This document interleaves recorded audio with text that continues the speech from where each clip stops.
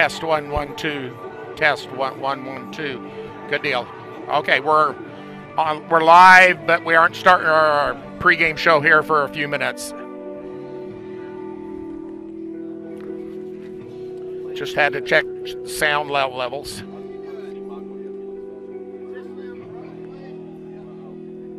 And that looks good.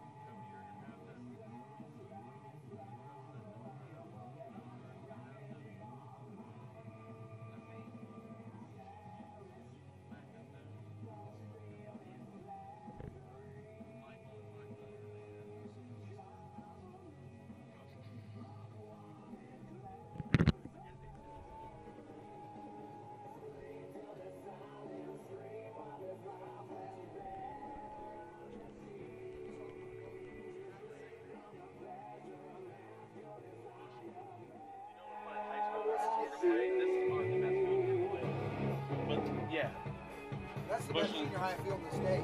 That's probably outside of the straight regular, field turf, that's probably the best field you're gonna find, period. Well, last night Coach Kennedy was talking to those guys. He said, I told my players, you won't believe this field you're stepping on. It's going to be the best field you play on probably all year and in the foreseeable future. Yeah. And they came back walking off the field, and he goes, what do you guys think? I said, it's okay. He goes, are you serious? Kids just don't really think the same, right? And I said, because those kids aren't thinking the lines like Clinton and everything. Well, they may not.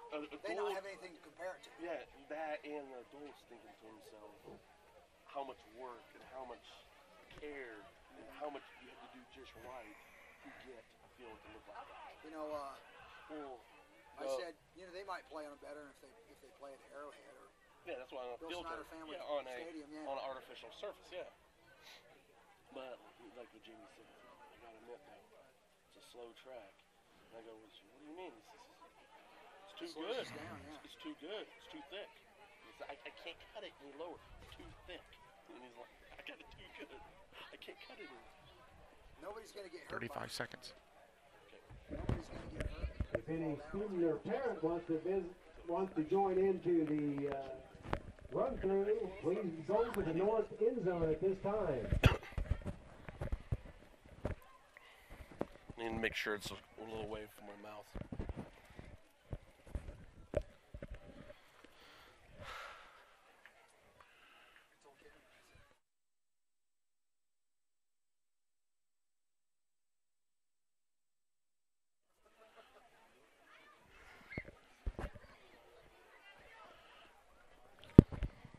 Welcome to Claflin, Kansas for our first game of the season for the Central Plains Oilers. They'll be facing Victoria Knights. Both teams are entering the game ranked in the top 5 of their respective classes. Most publications have Victoria mostly ranked in the number 2 in 8-man 2. And most publications have Central Plains ranked anywhere from number 2 to number 4 in 8-man 1. You might notice we've got a little bit of a change. We've NFHS network that we use for our broadcast has updated their software. So we've got a little brighter score bug, and we also have the other overlay with the logo you saw earlier with the teams.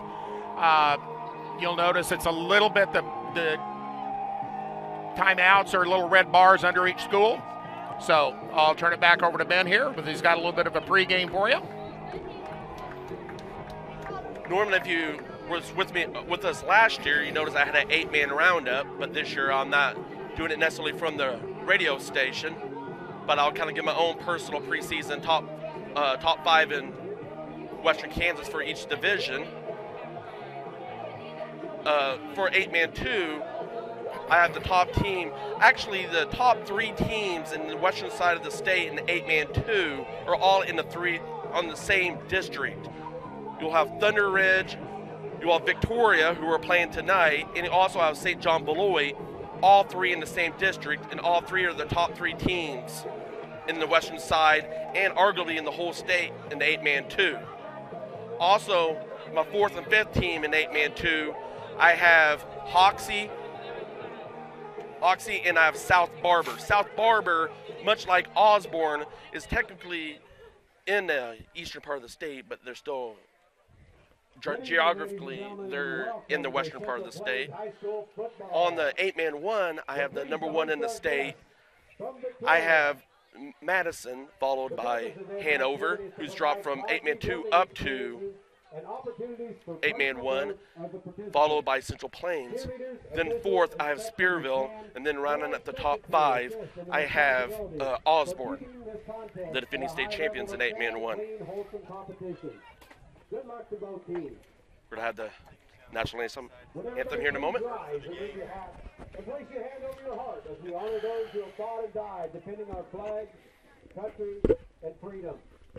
Raising the flag tonight is Scout Pack 105, and singing our national anthem is the CPHS Choir, directed by Miss Diana Webster.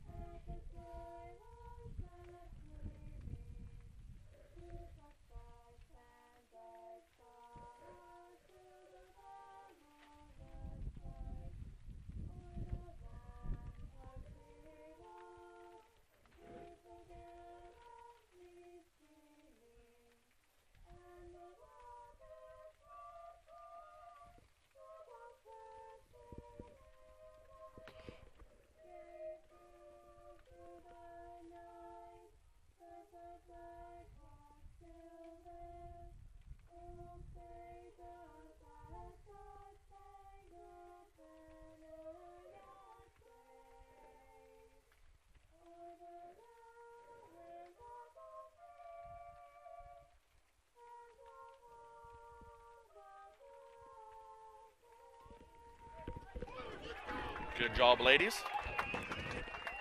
Nicely done, ladies.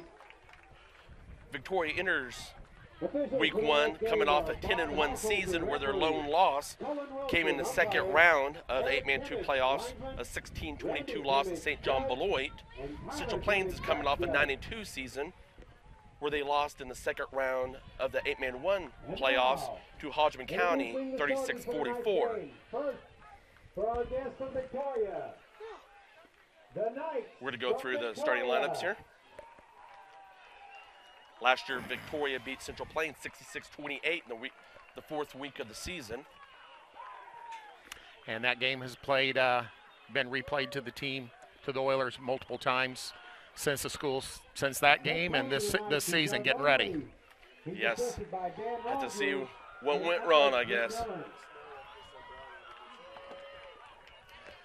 And now starting for your Central Plains Oilers. Going through the Central Plains Oilers starting lineups. At safety, number 3, Lane Bieberly.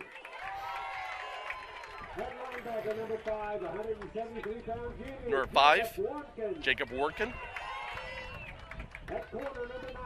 Number 9, Carson Kermer.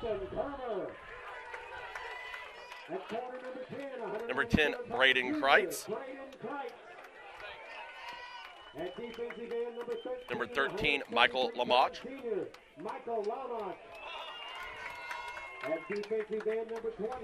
Number 20, Michael Ryan. At nose guard, number 34, Trustin Kraft.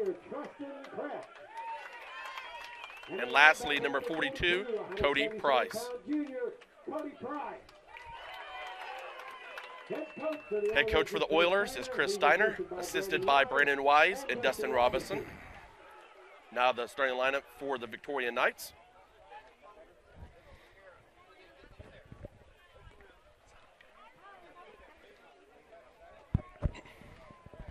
Tonight's clock keeper is Tracy Hoffman, starting his 30th year as our clock keeper. This is his last year. We have 3:30 until the all that he's done for us. start of the ball game. Victoria did not announce their starters. They did not announce their starters. Okay. Their captains look to be number 21, Brian Dome, and number 25, Noah Drawling. We would ask for the safety of the participants and fans that spectators please remain behind. Could also possibly be number 10, Brady Dinkle. We'll see if he comes out. Nope, it's Dome and Drawling. Captains for the Oilers will be number 13, Michael Lamont, number 9, Carson Kermer, number 3, Lane Bieberly, and number 10, Braden Kreitz. And it figures after escaping the rain all day long, as we get ready to start the game, it starts raining. But we hope we're prepared. If we get lightning, of course, they'll be clearing the field and the stands, and we'll be going off the air. But otherwise, we'll stay with you as best we can. The only thing that's exposed right now a little bit is the camera. But as long as it doesn't start, so as long as it doesn't start raining sideways, we'll be okay. Look like most of the heavier stuff is down in southwest Kansas by Liberal. By the way, I'm Scott Mitchum. Ben Mitchum will do the play-by-play, and I'll be doing color this year. We're trying to trying to help Ben out with some color analysis, and we may even do it in basketball a little bit. We'll see. Here's the coin toss.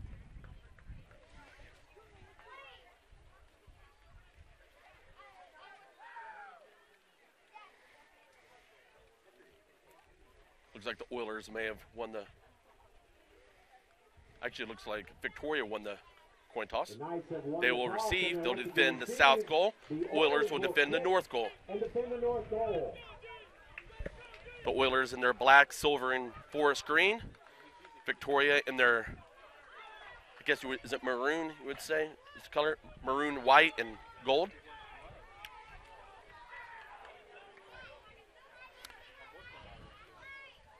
One of the more highly anticipated games starting off the season. We're one of the featured games if you're watching us on K-Preps. With our link there, we appreciate you being with us. We're expecting a big online crowd tonight. And H&B Communications is, I believe, have the game on Channel 821 for the local area here. Appreciate John Radenberg and the crew at H&B for getting that going this year. The three main 8-man games this week. there are three big, huge matchups. The first one, of course, would be Central Plains versus Victoria here. You also have Osborne versus Thunder Ridge, also two other top 5 teams in respective class. And then you will also have a cross-state matchup between two top 5 teams where you have Madison and Spearville matching up there in Prairie Prairie. Cody Price set to kick off for the Oilers. Cody Price will be kicking off for the Oilers, replacing Colton Zink, who was a terrific kicker. See what Cody does for us. I think Colton kicked over 80% for his career of touchbacks. Into the wind, with the wind, it really didn't matter, and I think Cody's going to do pretty close to as well. Back deep for the Knights at number 21, Brian Domi.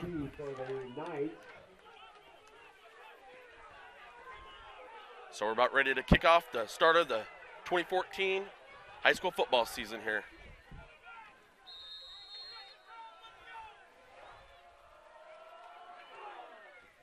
Not a bad kickoff.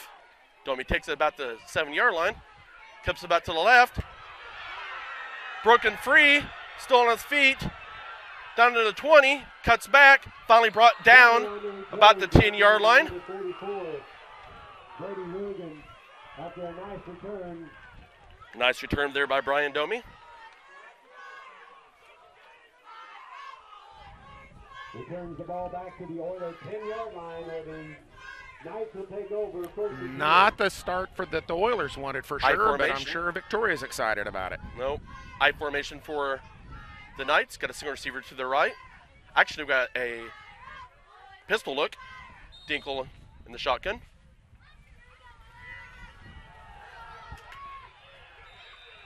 Right up the middle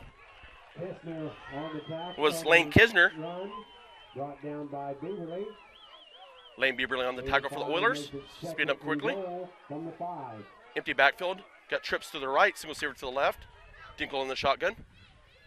Second and goal from the 5-yard line. Dinkle keeps going right. Just short of the goal line. Tackled by number 5. Brought down by Jacob Workin. Jacob Workin. Bring up third and goal. We'll bring up third and goal.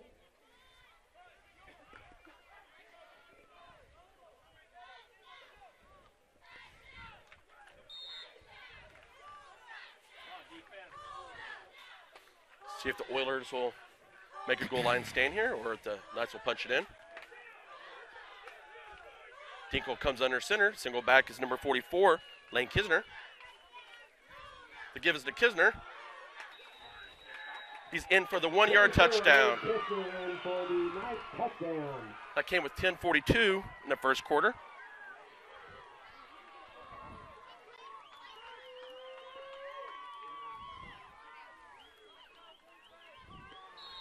Two-point conversion pinning.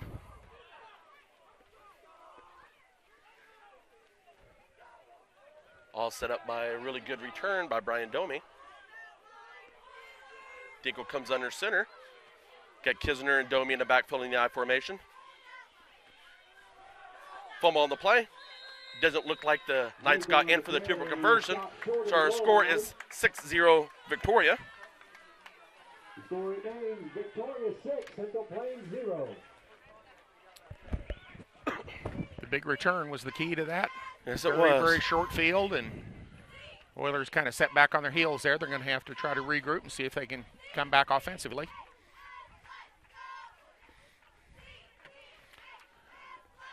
We were wondering before the game if this could turn into a shootout. We'll just see. It has the makings of it already.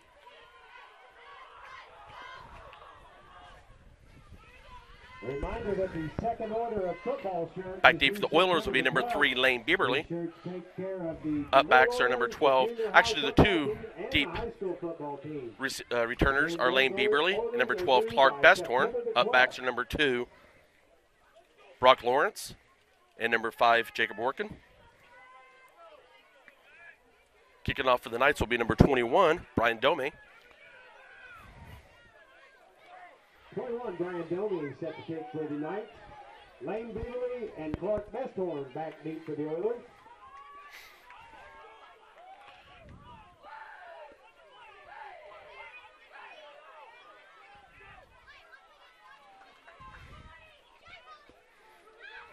Looks like it stopped raining here, so That'll be nice. Michael Ryan falls on it. Looked like it was an onside kick by Domi. Oilers will take over 1st and 10 from their own 36-yard line. I think the Knights obviously respecting Lane Beaverly's return abilities. He returned several kickoffs last year, especially punts for TDs. So obviously willing to put their defense on notice. I formation, Kreitz under center. Lawrence and Bestorn in the backfield. Kreitz goes back to throw. Eludes a couple tacklers, finally brought down for a sack by number 55, Brandon Brungard. Loss of one or two on the play. Brings up 2nd and 11. 10:22 remaining in the first quarter. 6-0 Victoria.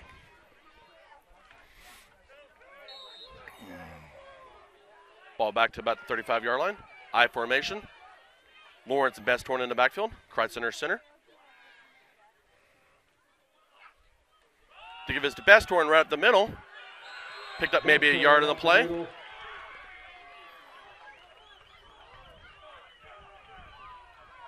Bring up 3rd and 10.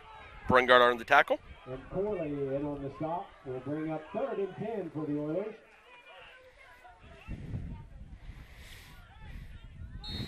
Usually the coaches have the first series or two scripted out what they want to try and see, make adjustments from there. Yep. I formation, Kreitz under center. Lawrence and Bestorn in the backfield. Kreitz goes back to throw. Being rushed, goes down for a sack. Looked like it was by number 15, Eric Magalonen. Looks like the Oilers will have to be punting.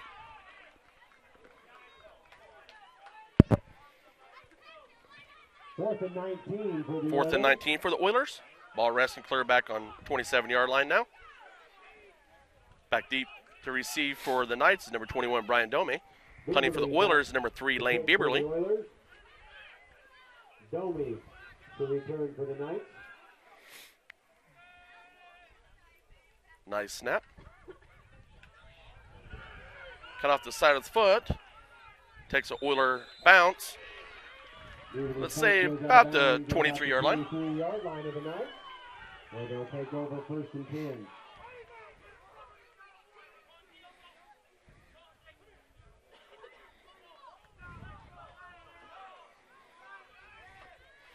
I'll apologize in advance if I get behind on the downer distance or the clock's not exactly right. I'm running the camera and the computer, so.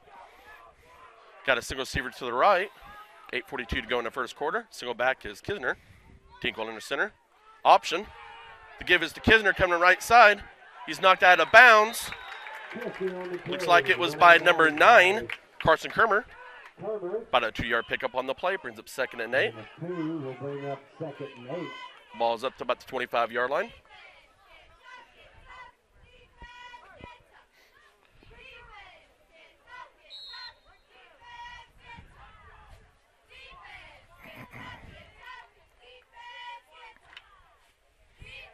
Knights come out, I formation. Kisner and Dortland in the backfield.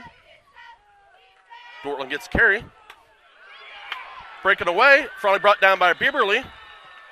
Not until after a pickup of, let's say, about 15 or 16 yards on the play. So into the Oiler territory, 38-yard line. 7:56 to go in the first quarter. We got a single receiver to the left, twins to the right.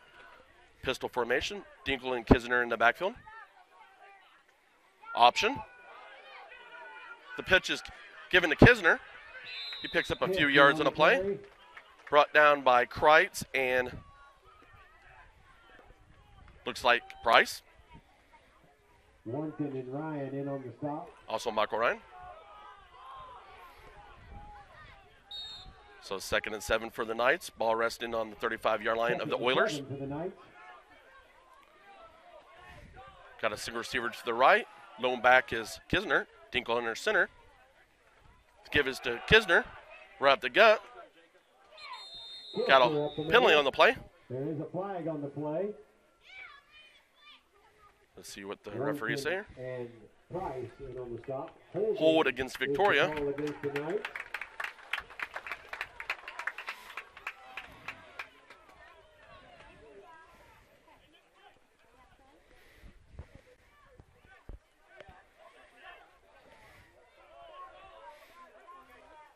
So moves all the way back to the 35-yard line of the Knights. To the 35-yard line. That was a good stop for the Oilers. Second and 17. So make it 2nd and 17 for the Knights. Sorry, busy. I formation, Dink going under center. Kisner and Domi in the backfield.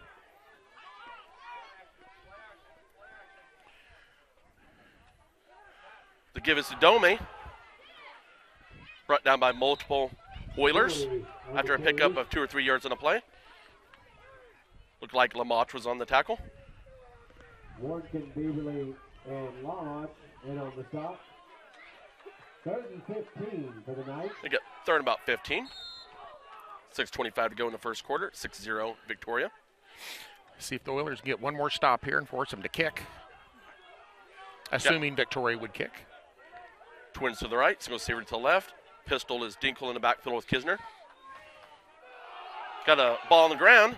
Dinkle picks it back up and is stacked up for a loss. Looks like it's number 34, Trustin Kreff, leading the way. By Trustin Kreff, Michael Lamont. Michael Lamont also on the play. Brings up about 4th and let's say about 17 or 18. Back deep for the Oilers, number 3, Lane Bieberly.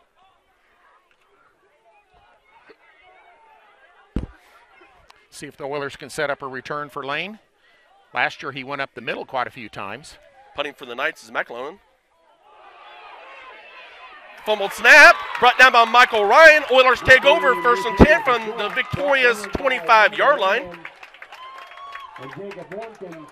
Special teams are becoming a big part of the game so far. The return for Victoria to start the game, and now the botched punt hold by McLellan. We really haven't had much rain today, but No. it's just enough to make the ball a little slippery in situations like that. And it is the first game of the year, so sometimes you're going to have miscues that you don't really, in the regular game season, you wouldn't do. Got Twins to the right, single receiver to the left. Pistol formation. Got Kreitz and Kermer in the backfield.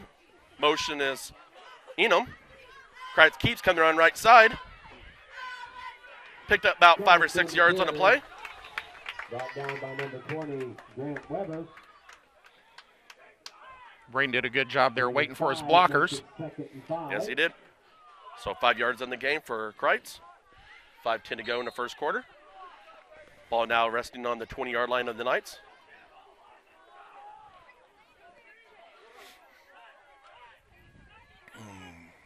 Got Twins to the left, single receiver to the right. Kermer in the backfield with the Kreitz in the shotgun.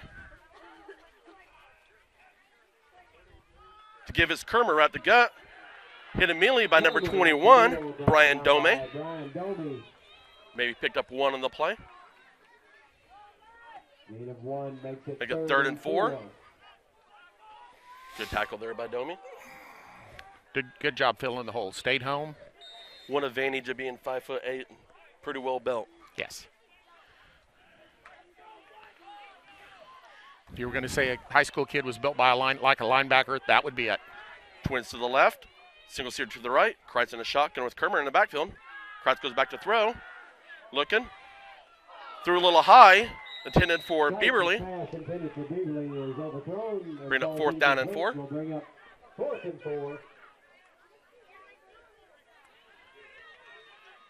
And in this part of the field, the Oilers will be going for it. You would assume so. Anytime anything a little beyond midfield and 8-man football, you pretty much go for it. Yep. Twins to the right, single seater to the left. Kreitz in a shotgun with Kermer in the backfield. Working in the backfield. Enum goes in motion. Pitch to Workin. Still running. Looked like he picked up enough for 1st down. Finally brought down by number 60. Parker Smith. Nice tough run. Couple of good blocks at the point of attack, too, right at the corner there by the Oilers. kind of caught the Knights off guard a little bit. They probably assumed the Oilers were going to throw. And I think so. quick little pitch to Warnken. And Jacob ran hard, too. That's his first carry, isn't it? Yep. 1st and 10 for the Oilers. Ball resting on the 14-yard line. Got twins to the left, single receiver to the right. Kreitz in the shotgun with Warnken as the lone back. Kreitz goes back to throw. Intended for Bieberly. A little high. Got a flag on the play. Holding against the Oilers, it looks. 3:41 to go in the first quarter. So we'll redo the down. It'll be first down again after the penalty. Not where you wanted to get a penalty there. You never want to get a penalty, but that pushes him back. Out to about the 29-yard line. Make it 1st and 20. No, more than that. Makes it 1st and 25. 4th and 25. Got twins to the right, single receiver to the left. Kreitz in the shotgun with Warnken as the lone back. Motion is Enum. Option. Kreitz keeps. Cuts it up. Picked up about 6 or 7 on the play. Brungard on the tackle for the Knights. 2nd and 20. 2nd and 20 on the play. Picked up 5.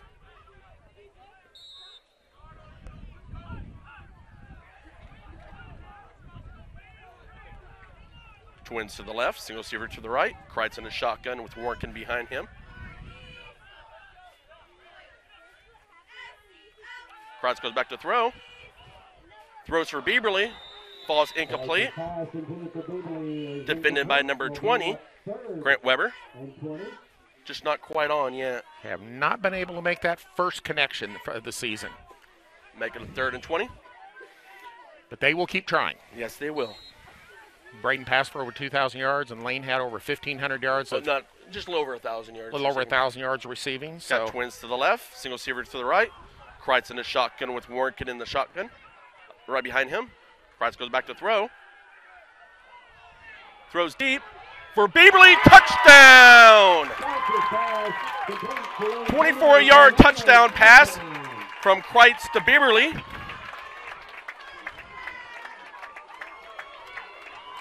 That came with 2:52 in the first quarter.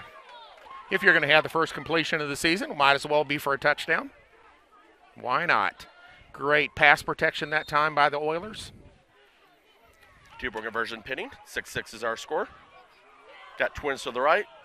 We got empty backfield. Got twins left and right. Kreitz in the shotgun. Kreitz goes back to throw. Throws to Hunter. Incomplete. Hunter Ingham falls incomplete. The score remains Central Prairie 6, Victoria 6.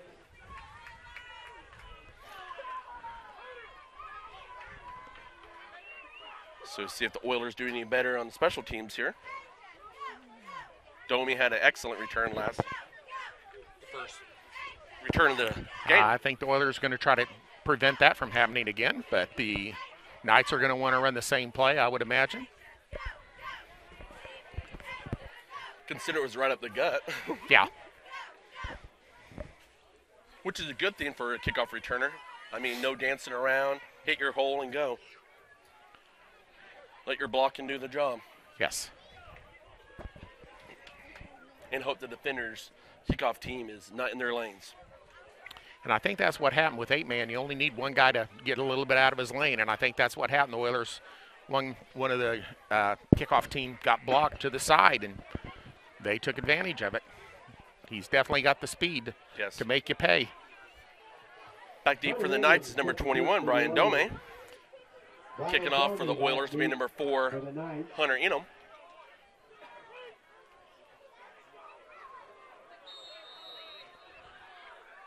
Trying Hunter this time. Kind of a little squib along the ground. Taken by number 5. Brought down mainly by number 4, Hunter Enum, who kicked the ball. Got down there quickly, showing off his speed. So the Knights take over 1st and 10. 26-yard line of the Oilers. Of the Knights, 26-yard line. Normally you have somebody on the kickoff return team assigned to the kicker, but Hunter took care of that problem. 2:47 He to go zoomed in the down first there. quarter. 6-6 is our score. Twins to the right, single receiver to the left. Dinkle in the shotgun. Quick throw out to Domi. Brought down immediately by number 5, Jacob Workin. On the reception, brought down by number 5, Jacob Workin. Looked like no gain on the play. 2nd and 10. No gain on the play. Good defense by the Oilers there, moving to the ball quickly. And if I'm not mistaken, they're focusing on Dome. They're going to make sure if he's anywhere around the ball, there's at least 1 or 2 Oilers somewhere in the vicinity. But again, Kisner killed him last year. Yeah, Kisner's the one that killed him last year. That's true. Yep. They've got multiple weapons. They're an excellent team. Got Twins to the right, single receiver to the left. Dinkle in the shotgun with Kisner in the backfield. Dortland in motion. Dinkle keeps. Brought down by a host of Oilers. Lost a yard on the play.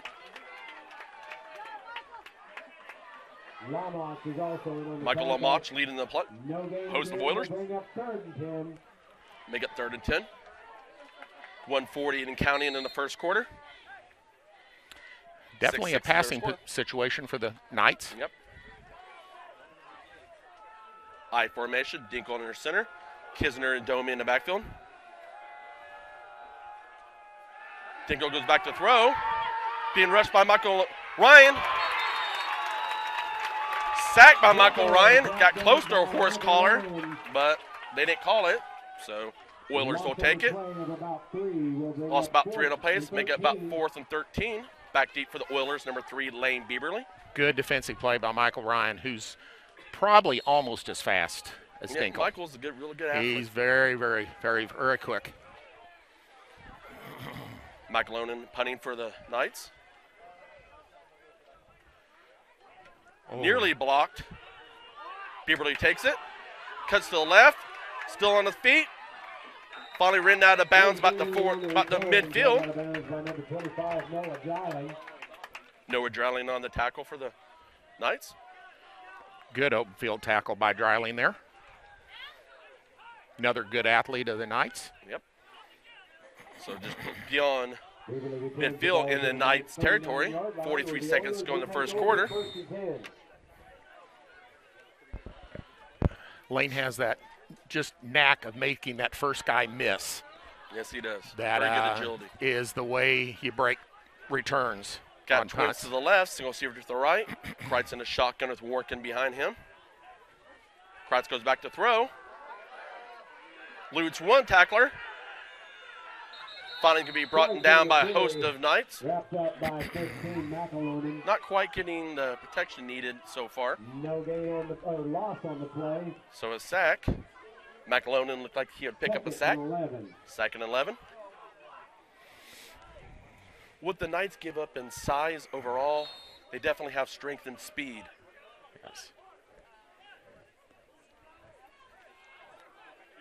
So 2nd and 11 for the Oilers. They may just wait till the end of the quarter here. Yeah. So after 1 quarter, our score is Central Plains 6, Victoria 6. Now the Oilers will be defending the south goal, and the Knights will be defending the north goal. Officials don't exactly have to move the chains very far. They just switch them No, they don't. about the other way and move them about a foot, and that's about it. So it's pretty White simple. hat just kind of sat there. Yeah, nonchalantly, like, yep. just kind of stepped one. Go from this one side of step the and 40 said, to the "There we other, go." and off we go. So Lady Oiler cheerleaders doing a great job.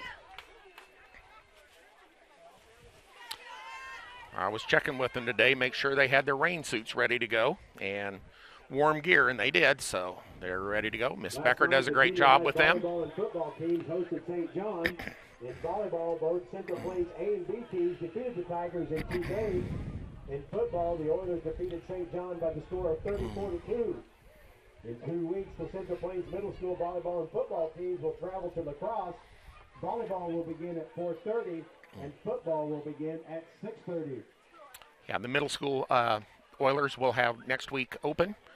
That'll allow Ben and I to go to watch one of my grandsons that plays for Silver Lake Middle School at Robbie County. Yep. Played at wherever Rock that County. is, we'll go there and find Just it. north of Junction City. just North of Junction Lake City, he Milford. said, so we'll turn the GPS on and find our way there. Try to stand behind you. Everything's just going too wet. Good.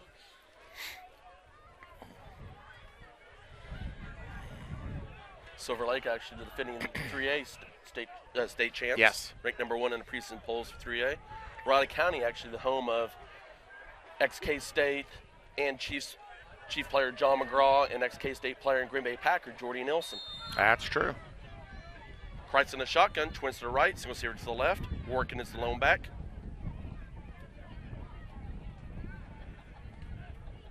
Kreitz looks back to throw.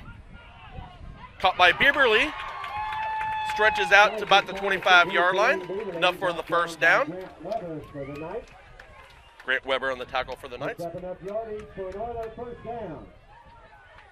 Nice pass and catch by the Oilers there. The Braden to Lane connection is heating back up again, I believe.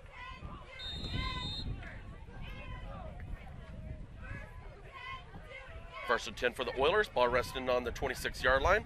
Got twins to the left, single receiver to the right. Kreitz in the shotgun with Kermer as the lone back. Kreitz keeps. Quarterback draw. Still on his feet. Needs one block. Finally dives, looking for like another first down. Close to the 15-yard line. Joe Dortland on the tackle for the Knights. Officials timeout for measurement. That's how you defeat that outside pressure, is with either a draw or an 8-man, a quarterback draw. Braden led the Oilers last year in rushing, a little over 600 yards on the season. To go with is a little over 2,000 yards passing. Does he have it, Ben? You got to guess now. Yes. I was wrong. You were wrong. Ha, ha, ha. About a ball length. Okay. Just short of a first down are the Oilers. I've never been good at judging those measurements. That's why they put the lines on the field. I don't know if you noticed that before. That's just why thought they they put were the there. lines on. The lines were there for you to trip over. Yeah, well, yeah, for me, yeah. So it's 11:20 to go in the second quarter. 6-6 is our score. The Oilers will have it second in inches. Got twins to the right, single receiver to the left. Kreitz in the shotgun with Warnken as the lone back.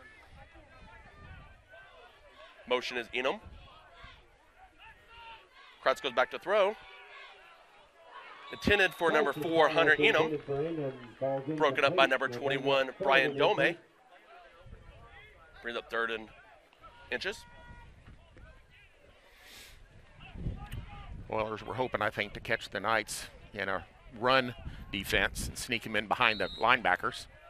But Dome did a good job of staying there with, Yes. Twins to the right, single receiver to the left. Kreitz in the shotgun with Warnken as the lone back.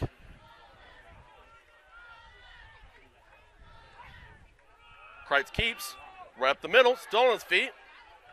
Finally brought down by number 15, Eric McAlone. But it's the first down for the Oilers, though. Also, Wheaton Hawker-Smith picks up an Oilers first down. Looks like it's going to be at first the and 10-yard goal. line. We'll see here. It's right at the 10. Yep, they're dropping the markers, so it's first and goal. 10:50 and counting in the second quarter. I don't think there's an inch to spare there. Nope. They cannot make a first down without scoring. Twins to the right, single receiver to the left. Kreitz in a shotgun with Warnken as the lone back. Motion is Enum. Kreitz keeps. Throws into Bieberly, in for the touchdown. 10-yard pass from Braden Kreitz to Lane Bieberly.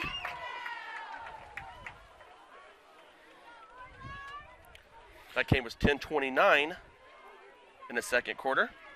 The point after touchdowns are going to become critical in this game, I would guess, at this point. Somebody's got to make a couple of two-point conversions. That is very true. That may be the difference in the game.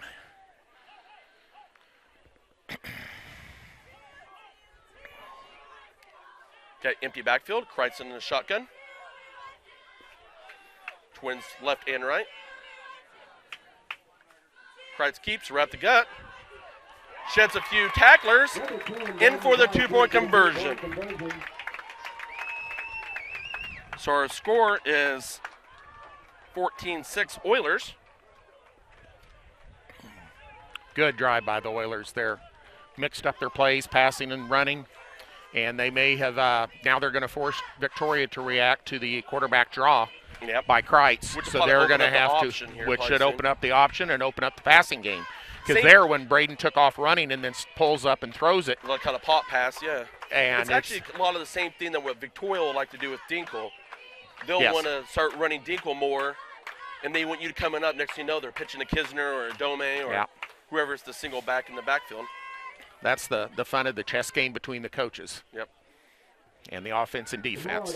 These two coaches know each other very well, considering Coach Oberle went to school here in Claflin. Yes. So a little older than Coach Steiner, but still they were old Claflin Wildcats. The races will begin at 9 a.m. Back deep for the Knights are number 21, Brian Dome. You can also follow the Oilers on Twitter at Oilers112. I believe Mr. Holmes is tweeting out the scores as we go. Kicking off for the Oilers, number 4, Hunter Enum. The up back in front of Dome is number 5, Colin Kisner, Lane's younger brother. He's a little taller, but I'm Not not sure quite if as big he's yet. not quite as big yet, but a little taller. I'm sure he's just about as fast. Probably.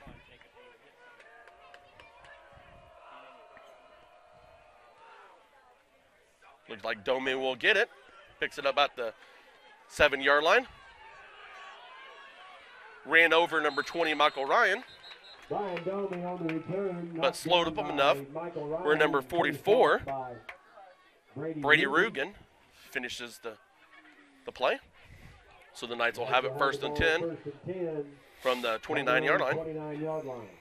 10:20 to go in the second quarter. You could tell that time the Oilers did a lot better job of staying in their lanes for coverage. That is true. Dinkle under center, I formation, Kisner and Dome in the backfield. The give is to Dome. Still on his feet, tripped up by Bieberly. If he doesn't get tripped up by Lane, he was off to the races.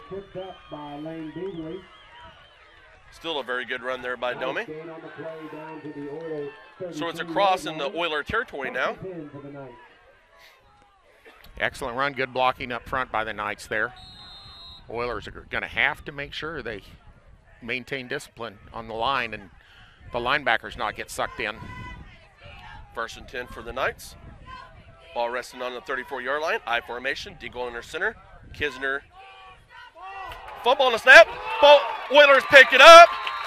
It looks like it's number 9, Carson Kermer on the recovery. Maybe there could be something with the wet ball there. I think, again, that was a case where he just didn't quite ever get the handle. Because he's working his towel. He just lost hold of it. Brady's not necessarily the biggest guy, so his hands probably. So you're saying that's why the NFL and colleges didn't want me to be a quarterback with my small hands? Little stubs. Yeah. Well. Oilers take it 1st and 10 from the 37-yard line. Twins to the left. Kreitz goes back to throw. Throws it a little low. Intended for Lamach. Brings up 2nd and 10.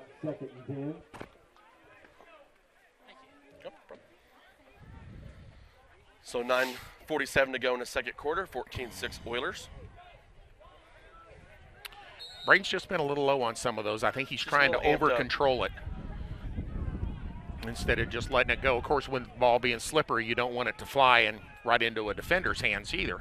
And he's had a couple of those early, so now he's kind of overcorrected the other way. Have Twins to the right, single receiver to the left. Kreitz in a shotgun with Warnk, and it's lone back. Enum goes in motion.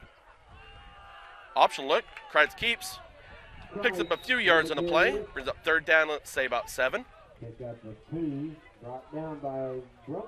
And let's make it 3rd down and 8. McAlone on the tackle for the Knights.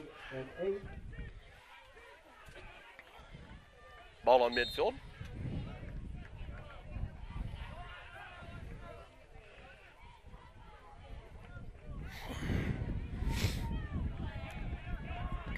taking their time. We have twins to the right, single receiver to the left. Kreitz in the shotgun with Warwick as the lone back behind him. Motion is Enum. Kreitz looks to throw. Rolls out left. Picked up by number 4, Hunter Enum. We got a flag on the play. I don't know if it was a little late. I might have been a little late hit out of bounds there. Not much disagreement from Coach Oberly and the assistants over there.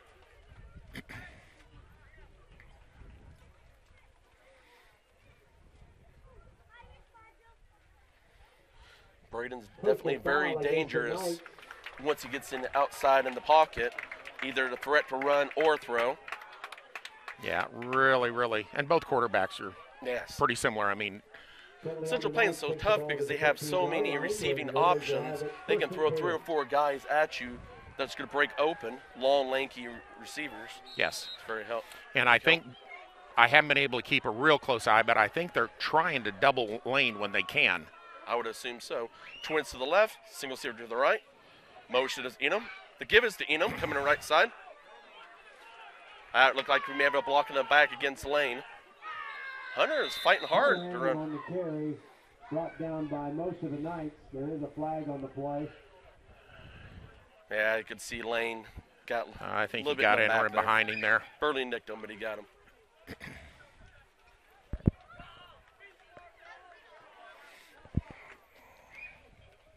Costly penalty. By the Oilers. It was one of those, it's white right there in the wide open for everyone pretty much to see. Yeah. So we'll make it first down. And 20 something. 25, I'm trying to remember. We'll It's a say 10-yard penalty. 25. Got twins to the right, single receiver to the left. Kreitz in the shotgun with Kermer in the backfield with him. Kreitz rolls right. He may, was trying to throw across his body, intended from Michael Lomach. Didn't have his feet set there. 8:24 to go in the second quarter. 14-6 Oilers.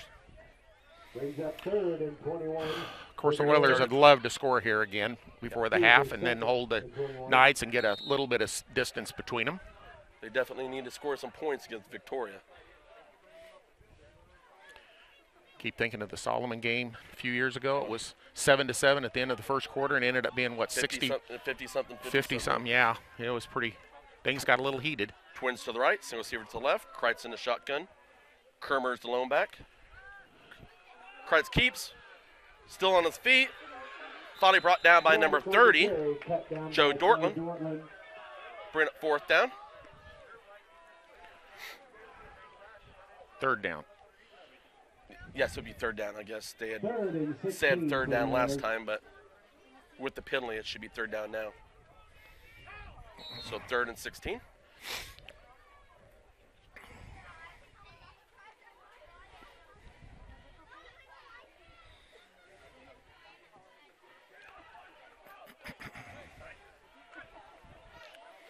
We have twins to the right, single receiver to the left. Kreitz in the shotgun with Warrington as the lone back. The give is to Warrington right up the middle.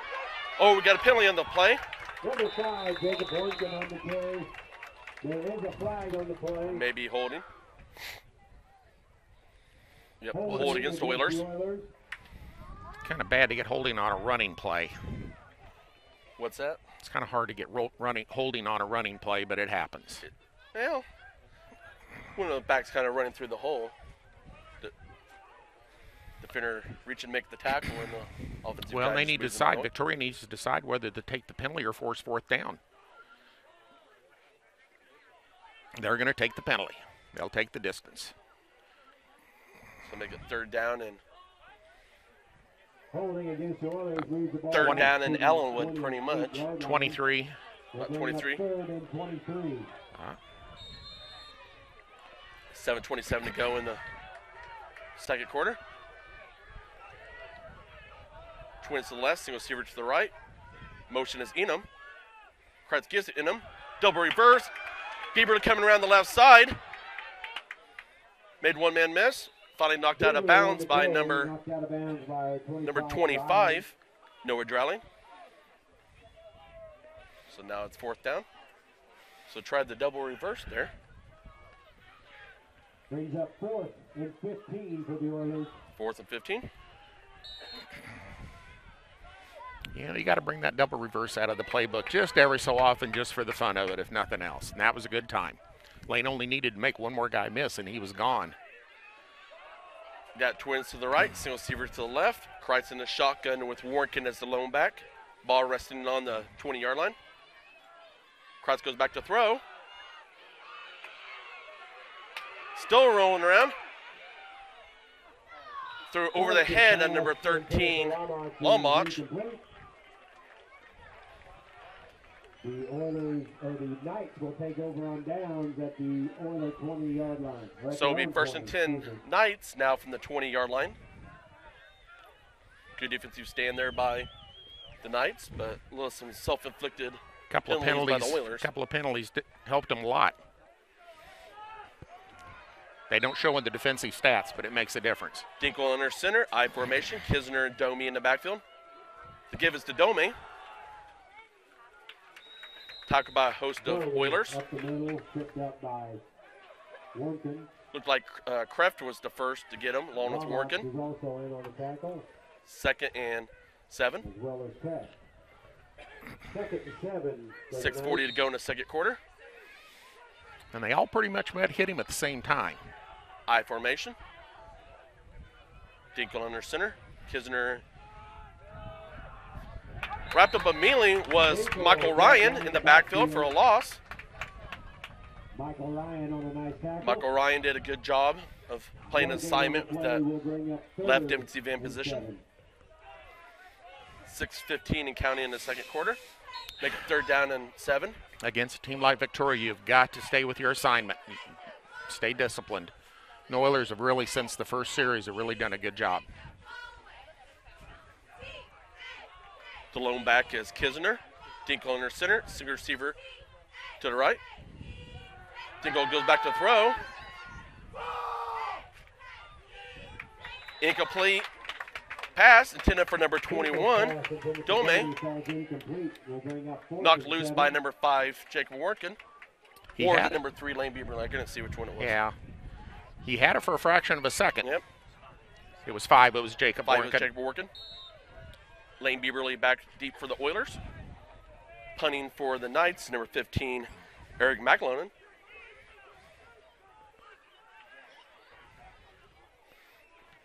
Nice punt.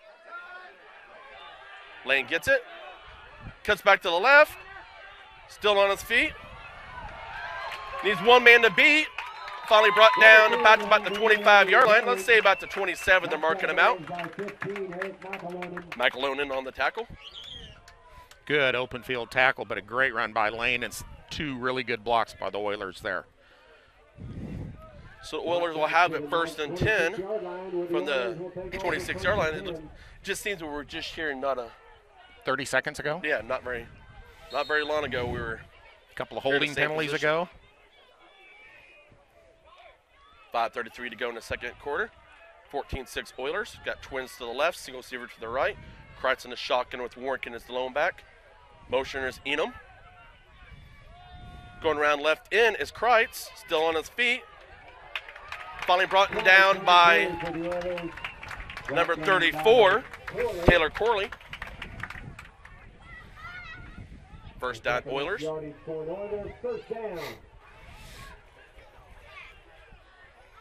They're putting a Victoria defense between the Devil and the Deep Blue Sea when Braden gets to the corner because he can still pull up and throw it. That is true. And that's keeping the corners from coming out. Scrimmage. So 1st and 10 Oilers, ball resting about the 14-yard line. Got twins to the left, single receiver to the right. Kreitz in the shotgun with Warnken as the lone back. Motion is Enum. Kreitz keeps going around right side. Nice blocking. Pick it up. In for the touchdown. So a 14-yard touchdown run by Kreitz. Again, excellent blocking there by the Oilers on the point of attack. That came with 5 minutes in the second quarter. So currently the score is 26 Oilers, 2-point conversion pending.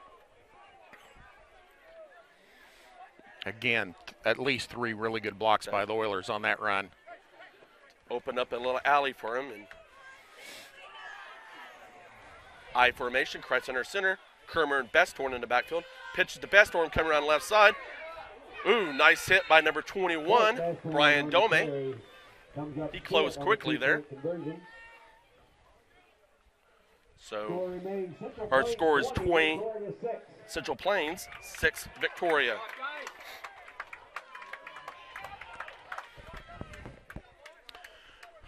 Good return by Lane, set up the offensive. That gives the offense momentum to get going, and they kind of got Victoria back on their heels a little bit defensively a couple of times there with Braden's carries left and right, first to the left and then to the right. And again, good blocking. And before, when he ran it and then pulled up and threw the 1 touchdown pass to Lane, that really puts pressure on the defense. What makes Central Plains so difficult is everyone gets to fear all their wide receivers and Christ throwing the football. But once everybody starts sitting back there in more, not really a prevent defense, but just sitting back in coverage, Central Plains will just start running Kreitz left or right, and quarterback draws. And of course, as you mentioned earlier, that opens up the option game, kind of the speed option later on. Yeah. And for the first game of the year, both coaches are going to be pulling more things out of the playbook than you would normally see because both teams want to win. They want to start the season off with a win, and it's a lot of pressure. Back deep for the Knights is number 21, Brian Dome. Kicking off for the Oilers is number 4, Hunter Enum. 4:56 to go in the second quarter, 20-6 Oilers. Brian Dome back deep for the Knights.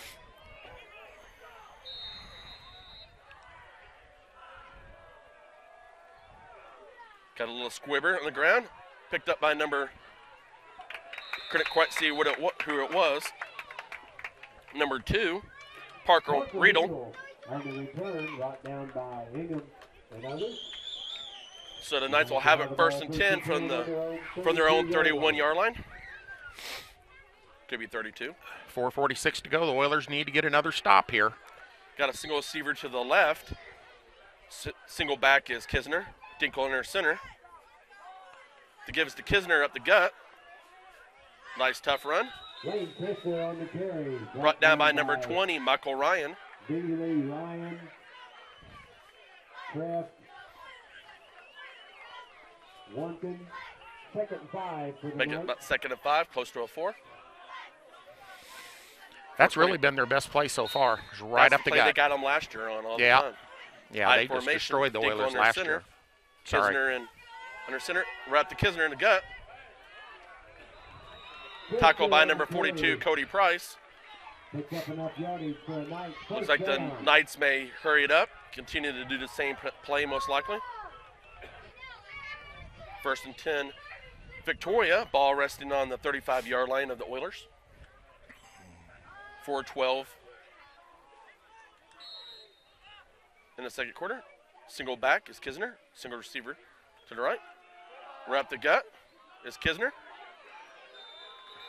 Kisner again up the middle. Brought down by number 34, Kraft, and number 5, Jacob Warrington. 2nd and 5 for the Knights. 2nd and 5. I think Coach Bieberly is willing to stick with 2nd and 5 all night if he can get it.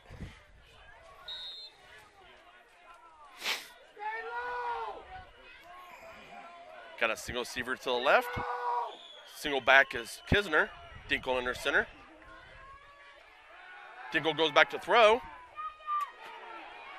There's his threat right there to run.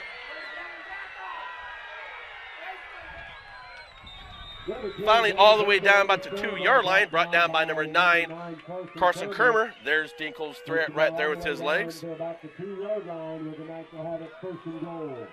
So 1st and goal, Victoria, with 3:24 to go in the second quarter.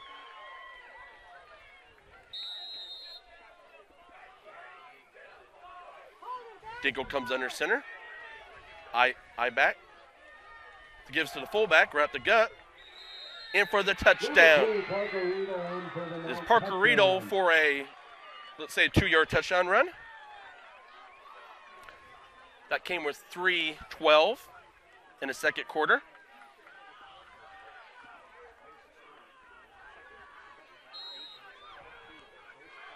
Currently the score is 20-12 Oilers. Dingle comes under center. Kisner and Domi in the backfield. Oh, Dingle kept it, didn't give it to Kisner, and it was no good. They Kinda faked it to him, and he was wide open. Kisner just was walking right in. So it's 20-12. He could have waltzed into the end zone from there, and they didn't give it to him, so that was a break for the Oilers. Like I said a while ago, the extra points may make a difference. It could, very well. So we have an 8-point game here currently.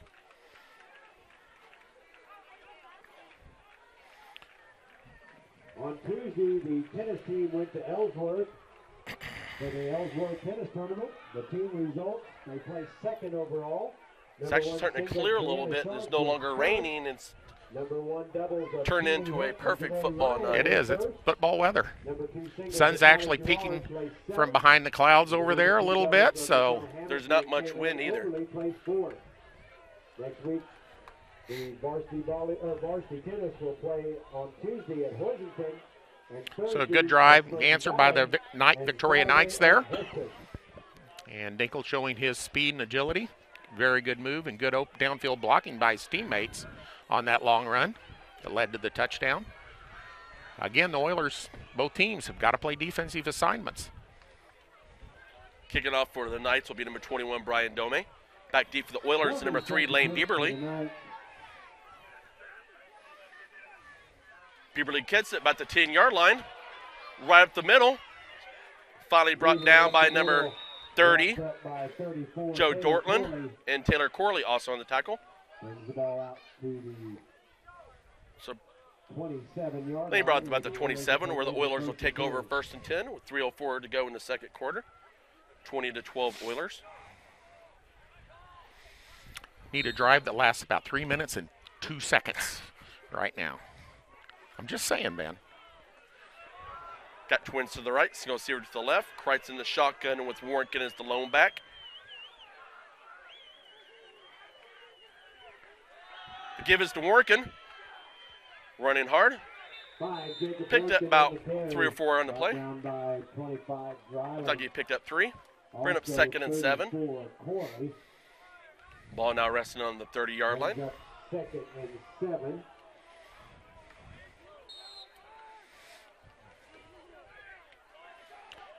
This is Jacob's first action carrying the ball, varsity action carrying the ball, and I think once he gets his feet under him, he makes a little move to the right there, he would have been great. Twins to the right, single receiver to the left. Kreitz in a shotgun. Goes back to throw.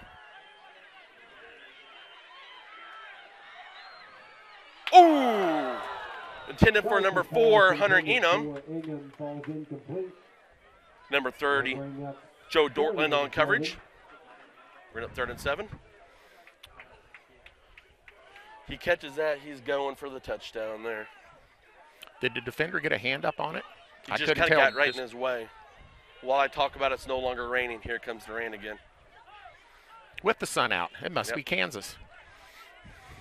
Got twins to the left, single receiver to the right. Kreitz in the shotgun with Warnken as the lone back.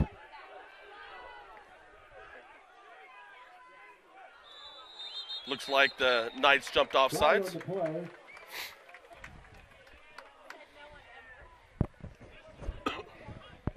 Make it 3rd and 2. Encroachment against the Knights.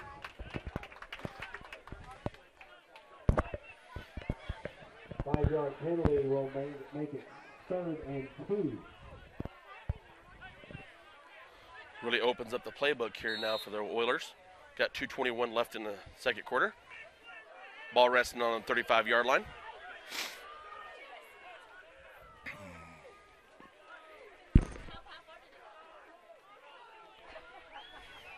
Twins to the right, single receiver to the left. Kreitz in the shotgun with Kermer as the lone back. Kreitz keeps, right up the gut. Looks like he picked up enough for the first down. Kreitz up the middle for the Oilers, brought down by several Knights. First down, Central Plains. 2:13 to go in the quarter. First on the stop. Ball all the way up to about the 37-yard line. First down at their own 38-yard line.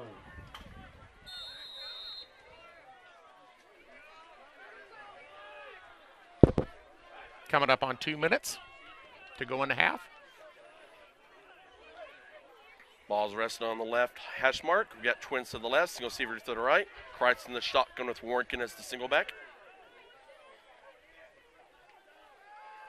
Kreitz quickly throws to Bieberly. Tripped up by number 10, Dinkle. Close to a first down, but looked like it's going to be 2nd and 1. 2nd and 1 for the Oilers.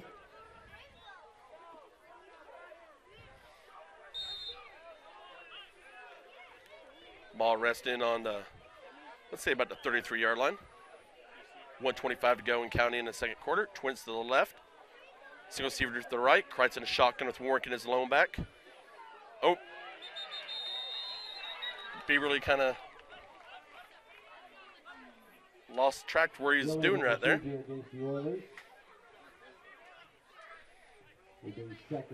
Make it 2nd and 6. Even a senior can have a little brain fade there for a I guess second. So.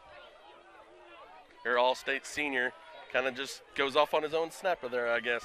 Got twins to the left, single receiver to the right. Shotgun is Kreitz with Warnken in the backfield. Kreitz goes back to throw to Bieberly.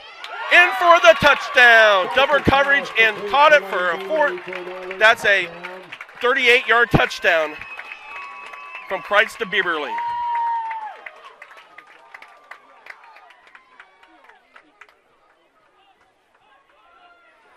That game was 56 seconds. Well, see, I was off by 54 seconds, darn it. Big score for the Oilers there. And Lane made up for that procedure penalty. The very next play. 2-point conversion penny, I formation, Kreitz under center. We have Brock Lawrence and Best Horn in the backfield. Kreitz goes back to throw. Ooh.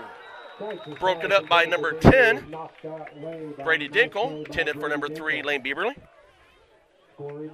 So it's 26-12.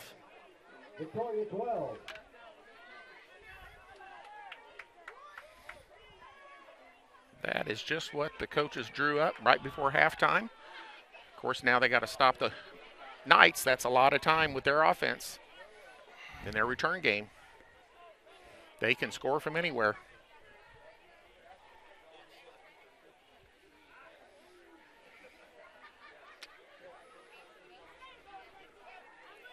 I'll look at the radar here at halftime and see how much longer any of this possibility of rain may last.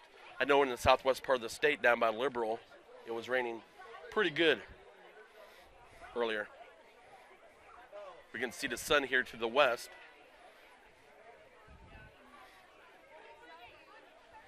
Turning into a beautiful sunset. Yes, it is. Back deep for the Knights, number 21, Brian Dome. Kicking off for the Oilers, number 4, Hunter Enum. 56 seconds to go in the half. 26-12 Oilers on top of the Victoria Knights.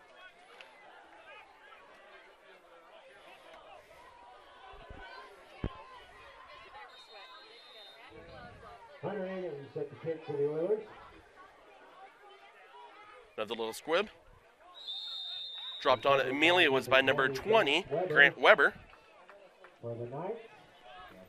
So the Knights will take over 1st and 10 from their own about 37-yard line. With the lead, Coach Steiner's not about to kick it deep. No. And I don't blame him. Got a single receiver to the right. Dinkle in the shotgun. Pistol formation. Kisner is the lone back. The give is to Kisner. Wrapped up by multiple Oilers, Lane Bieberly and Braden Kreitz. 50 seconds left in the half. Timeout. I believe that's the first timeout of the game. Yep. For either team. You can see on our score bug, underneath each school, there's 3 little bars and now 2 under Victoria to show how many timeouts are left. Of course, it'd help if I stopped the clock, too. I'll reset that again. Doing all these things at once, I get a little behind occasionally.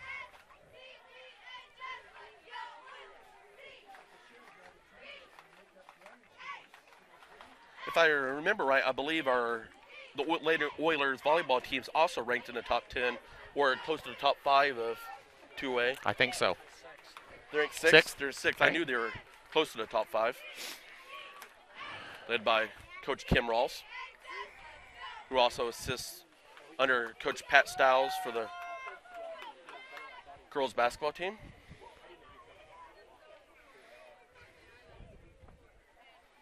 Wife of Barton Community College Athletic Director Trevor Rawls.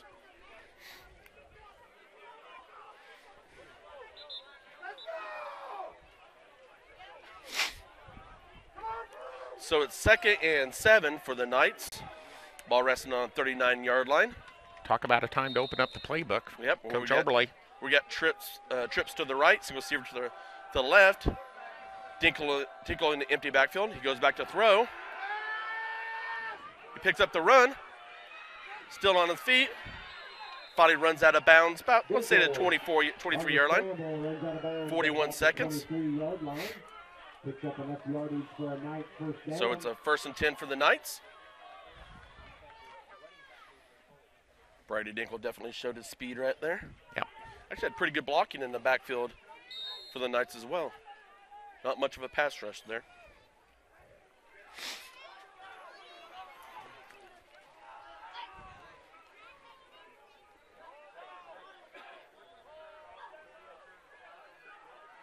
Got trips to the right, single receiver to the left. Dinkle in the shotgun, empty backfield. He goes back to throw.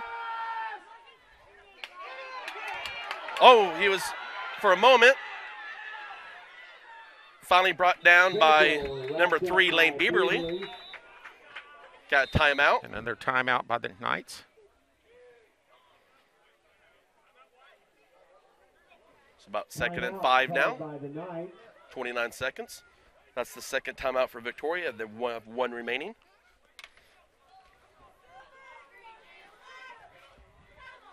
Ball is all the way down to about the 17-yard line.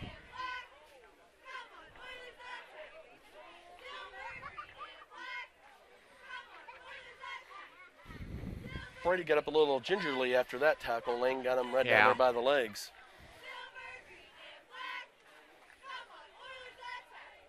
Last year in the 4th game of the season when Victoria won 66-28 over the Oilers, that's where Sam Motley, unfortunately, was lost for the season.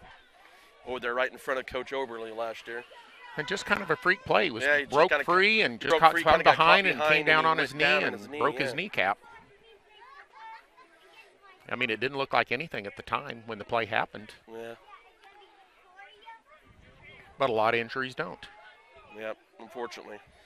Most of the time you and your brother got hurt in high school football, it was pretty obvious.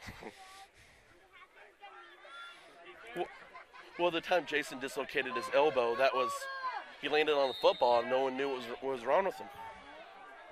Got two backs, single receiver to the right. Dinkle goes back to throw.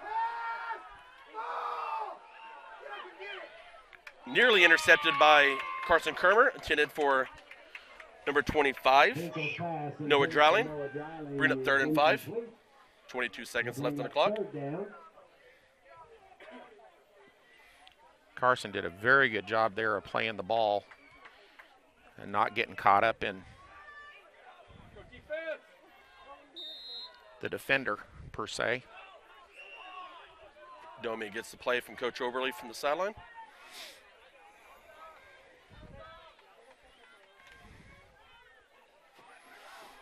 Got twins to the right, twins to the left, empty backfield for Dinkle. This is the lone quarterback. Goes back to throw. Oh! Out broken up by number 5, Jacob Warnken. Intended for number 20, Brian Dome.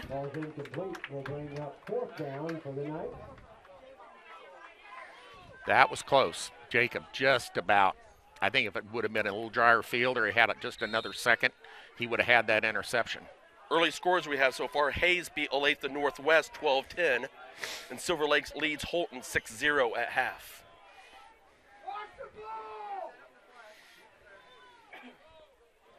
Now, Holton Silver Lake game. Silver Lake, depending on who you talk to, is either number 1, number 2, other than their rival Rossville, was their lone loss last year. We have a timeout. And now Victoria, that's their last. And then, of course, Holton, preseason number 1 in 4A, 2, I should say, with the 2 4A divisions now, 1 and 2.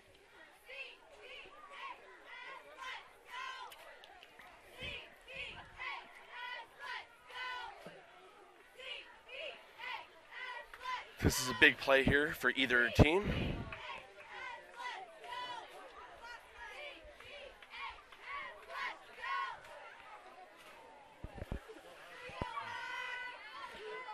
Well, if you're the Knights, you got to get the first down first of all to get another set of downs with 16 seconds to go.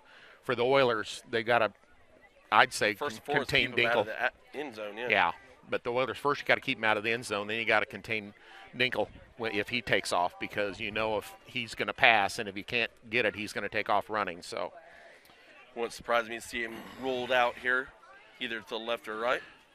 Ball's right in the middle of the field, so it's on neither hash.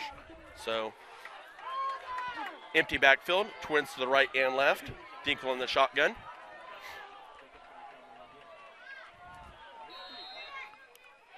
Ball resting on the 17. Dinkle goes back to throw. Picks up the first down. 9 seconds remaining, but it's first down. Jacob Warrington on the tackle for the Oilers. So, first and goal from the 7. 9 seconds to go. 26-12 Oilers. So could this be the last play, or they've got time for one 2. more? Well, they don't have any more timeouts though. But unless they quick pass. Yeah, this is through the sideline or end zone. almost certainly a pass. But you always have to worry about Dinkle's legs as well. Lone back is number 30. Joe Dortland. Twins to the right, single receiver to the left. Quick throw out. Stopped him short of the end zone. 4 seconds. Ooh, he must have just got out of bounds. Carson Kermer on the tackle. Second and goal. Ball from the 2-yard line. Needed to keep him in bounds. That was the key to that. Now they got to suck it up inside. Really stick him defensively in the middle. I formation. Dinkle under center. Kisner and Dortland in the backfield. He gives to Kisner. He looked like he got short. He didn't get in. Oilers hold him on downs. Great stop by the Oilers there. Close. Very close. Very close. Big stop for the Oilers there. Some other scores.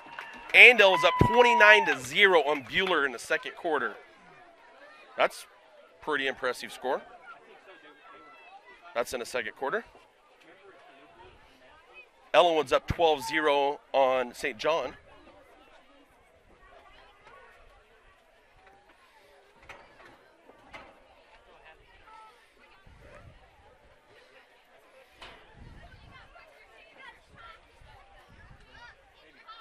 I'll be honest there.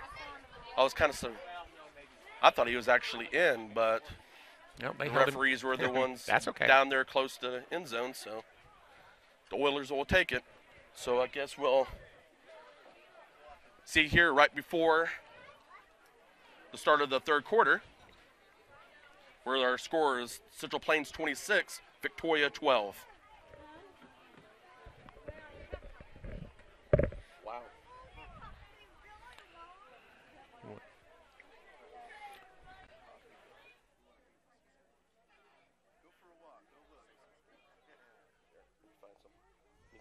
There's not a halftime show tonight. I think there was concerns about the weather to start with. So 15-minute halftime, then a 3-minute warm-up.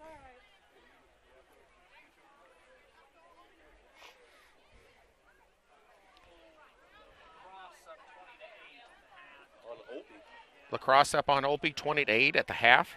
That's number 1 1 team in two-way versus the number 3. I've seen 2 for Olp even, but So a big game for lacrosse. Olpe very well could possibly be the representative of the east side for two-way. Yeah, and I believe Hayes went to Olathe Northwest for that game tonight. It was okay. And Ellenwood's up 12-0 on St. John, so that's good news for the Oilers. The Eagles. They're playing 8-man football this year for the first time ever, and they'll be an 8-man for 2 years at least, depending on enrollment as that goes. So they just narrowed their field. They didn't shorten it. So it's. Lacrosse is ahead of Opie, 20-8. I guess I better join back in here for the talk. Yes, I guess by rule you can have playing 8-man have a 100-yard field. You just have to narrow it. You have to have the 40-yard instead of 53. Yep. You have to narrow it. The width, yes. So, and of course, Ellenwood is joining the CPL again back this year after 20-some years. Yep. 20 years about in the. It was about, 87, 88 when they left? Yeah, CPL something like that. So. A lot has changed in the CPL since the last time Ellen was in it. Absolutely. They were a big 3A back then. Yeah. And everybody else was dropping, and they were still fairly good size, and now they're no bigger than schools like Central Plains or Nest City. And almost exactly the same size as Central Plains this year, in fact. A lot of everybody's at the concession stand. We have new concession stand and new restrooms this year, and they are nice. I've been in there, and it was very nice, a big upgrade. Yes, it is. It turned into a beautiful night for football, Ben. It is just a gorgeous sunset over there. The clouds, and they're moving away from us, so the darkness to the south now. Is up 12-0 on St. John. Ellenwood looking to win their first game in a year or two. I think it's been 2 years, hasn't it, since they won? Ellenwood? Yeah, I believe it's been 2 years. So I believe Coach Beam only has. We'll see them at Ellenwood toward the end of the season in district play.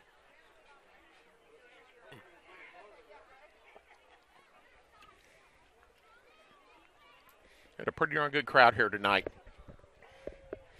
for the Oilers, despite the weather.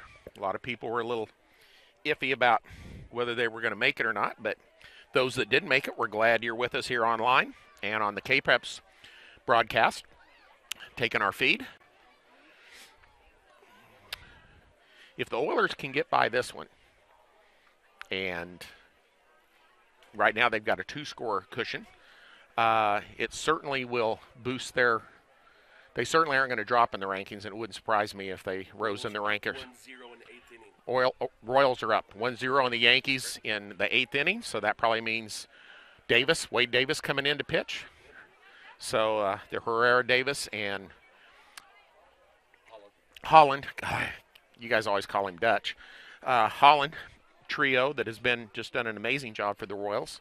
And as somebody who's old enough to remember when the Royals won the World Series, I was teaching in eastern Kansas then, and it was at Lebo, and it was fabulous. For those of you too young to remember those days, Ben and Jay were little guys, but it was exciting. It was fun to watch baseball, and it's been fun to watch them this last couple of years, and this year's just really been special. So we'll give you Royals reports during the football season too, because Ben and Jay text me about 300 times during a game every night. So we keep up on things. We have 10 minutes until start of the third quarter. Actually, we got 3 minutes. Yeah, 3-minute warm-up. 13 minutes until start of the quarter. Field is in great shape. Larry Liebel does a fabulous job. Of course, Jim Freeze over at the middle school, just two of the best fields that every year teams tell us these are the two best fields they play on all year. I guess other than maybe Greensburg's artificial turf at Kiowa County, but to tell you the truth, it was up to me. I'd rather hit my head on this than on artificial turf. So, yes. And hopefully this year we won't have anything like last year. If you were with us last year for the game against Little River or Solomon, where we had 6 or 7 inches of ice pellets and snow on the field. Was that Lincoln. It was the Lincoln game, yeah. And it was kind of like our own WIDA. Yeah, that was mid-October. That was crazy. We had all of that snow and ice, and the kids said it was not like landing in snow. It was ice pellets. It was frozen, and it was miserable to play in. Even though it was probably even more miserable later in the season when Central Plains played South Central in the first round of the playoffs. Yeah, South Central, that was miserable. That cold rain. Yeah, we had cold rain, and we had our open-air broadcast facility completely covered up in tarps, and Cold rain was cutting. yeah, that rain was cold. We had everything wrapped up. I had the camera wrapped up, and our facilities. Okay, we're going to step away here for just a couple of minutes so we can get a drink of water, and we'll be back with you here shortly. I'm not going to sit there and talk all half the time. No.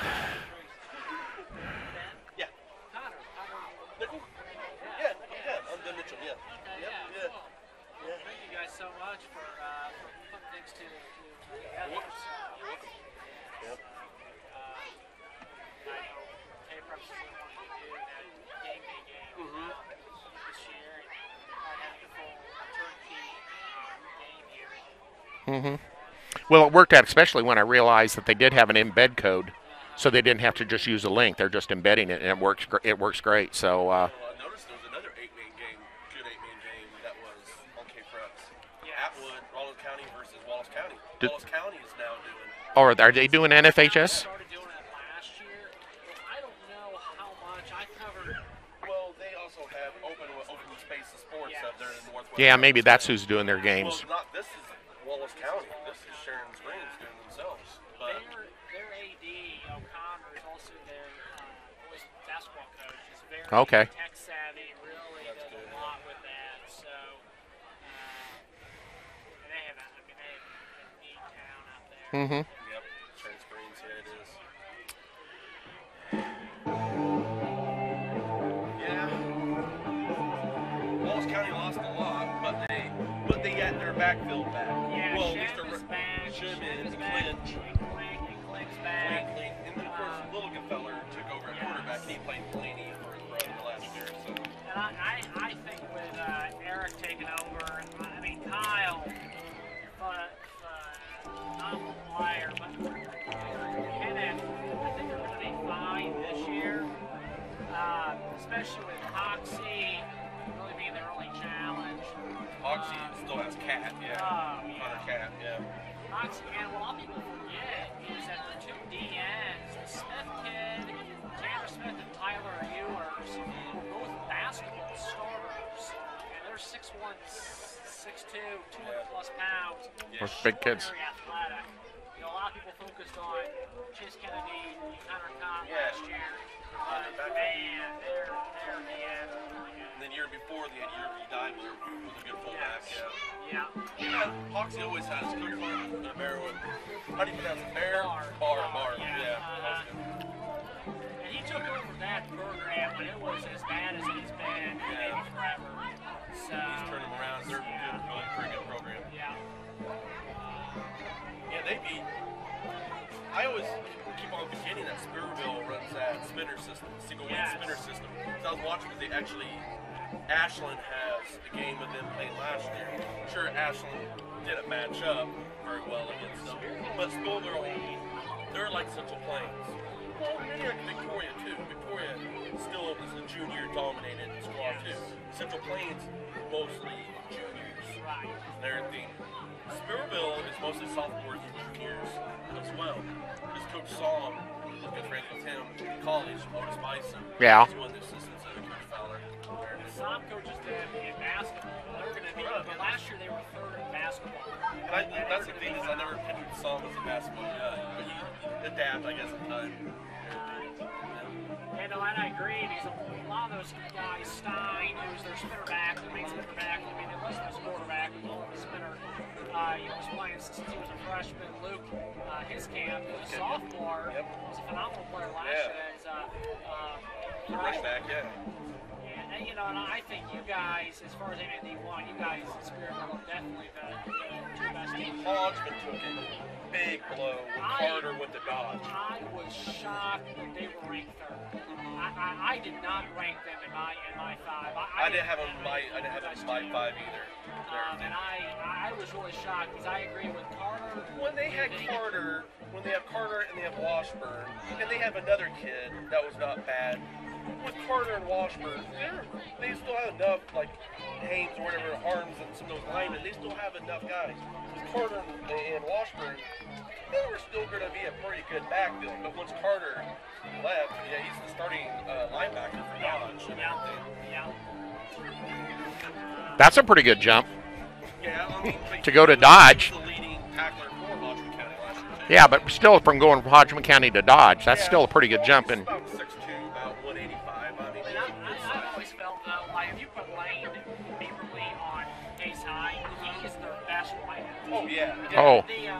I've always felt personally that the stars, no matter what, at what level, Yeah. are going to be great. And that's the weird thing is tonight they really haven't played overly that well on their passing attack. Yeah. I mean, Kreitz early on, I was thinking over there, hopefully it was Juiced up still a little rating, bit. but yeah, you could tell he was a bit Happy feet, throwing them around. Yeah. Yeah. well, after he threw a couple high, then he throws a couple low. But with Lane, Here we go. there's always that chance that if you can get it out there to him in any space, he's going to get it. Concordia is beating Beloit 13-0. Osborne's up 32-20. Have another- Thunder Ridge. Wow. Another score for you. Louisville was tied 14-14 at half. Miege is up 23-14 on Blue Valley Northwest. Lathan North is up 6-0 on Rogers Heritage. That's Arkansas Rogers. Yes. Am I supposed to be remembering all of these, Ben, as you're reading them off? Shawnee Mission East is up 20-0 on Gardner. Ben's telling me like 20 scores in a row here.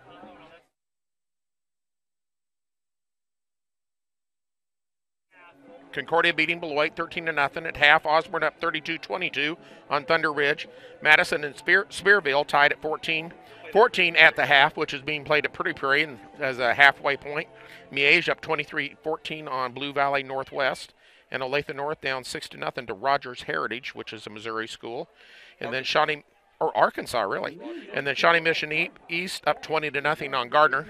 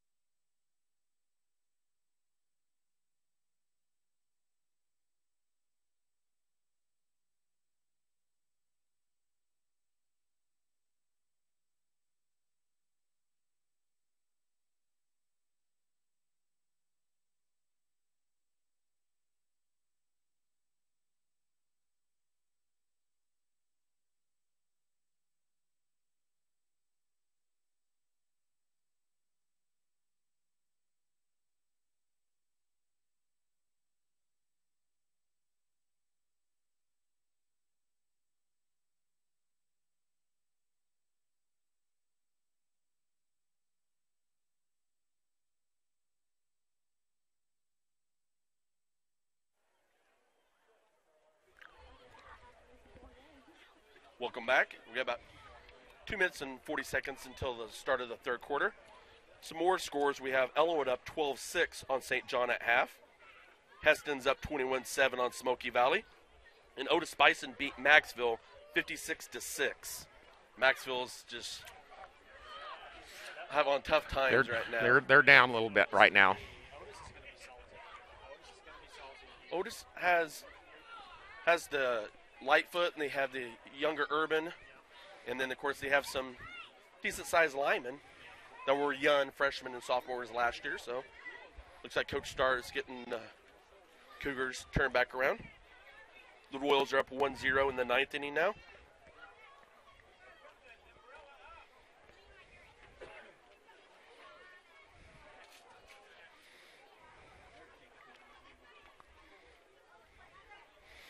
We've got under 2 minutes to go before the start of the third quarter, so I'm going to reset everything, get us ready to go, so I don't forget too much.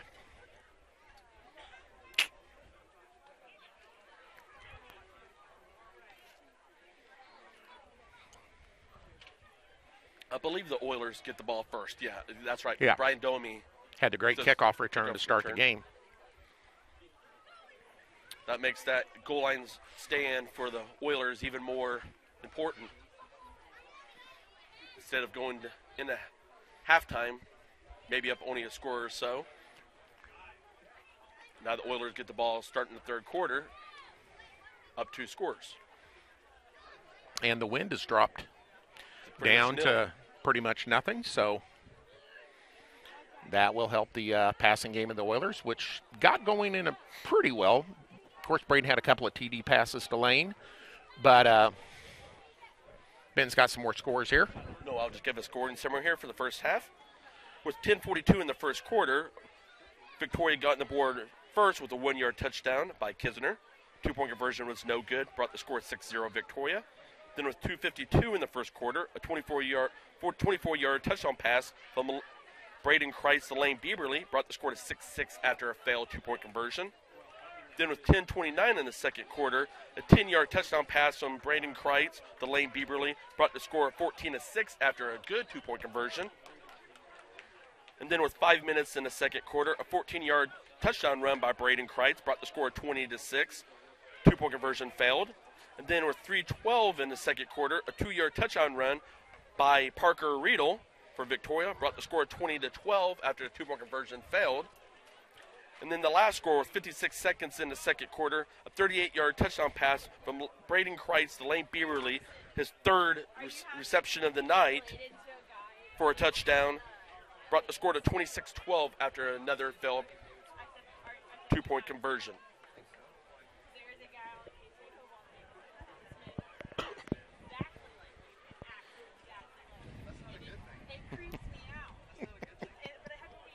Hodgman County is beating Kiowa County 36-12.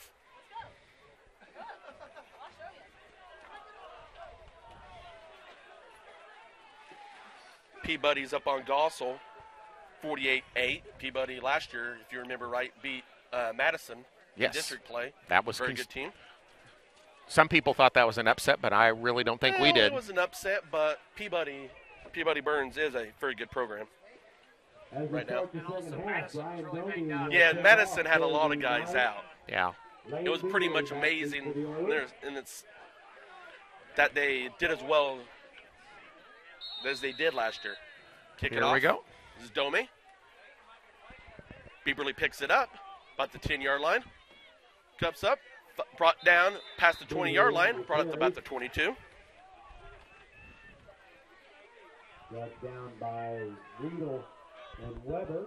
Weber and Riedel on the tackle for the Knights. The ball out to about the 23-yard line where the Oilers will take over first and 10. See if the Oilers can recapture the intensity they had in that end of the first quarter and second quarter. We got twins to the right, single receiver to the left. Kreitz in the shotgun with Warnken as the lone back. The give is to Warnken right up the middle. Picked up a couple yards on the play. Wrapped up by McAlonen. McAlonen on the tackle. Domi. Brings up 2nd and 8. 2nd and 8 for the Oilers. Ball resting on the 25-yard line.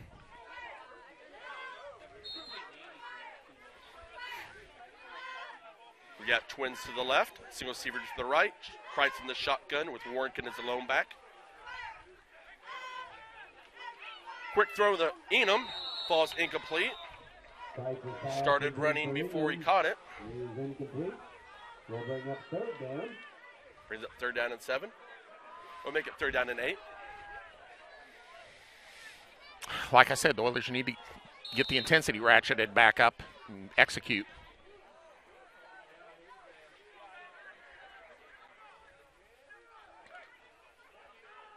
We have twins to the left, single receiver to the right. Kreitz in the shotgun with Warkin once again as the lone back. We got Jacob moved a little quick. Picked up the first down, but there was a flag on the play. Illegal shift. Jacob had just moving a little bit forwards when the snap was about ready to happen.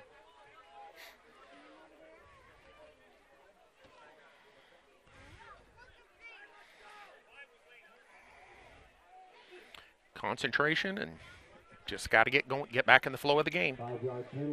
Make it 3rd and 13. Make it about 3rd and 12. Close in there. Ball all the way back to the 20-yard line.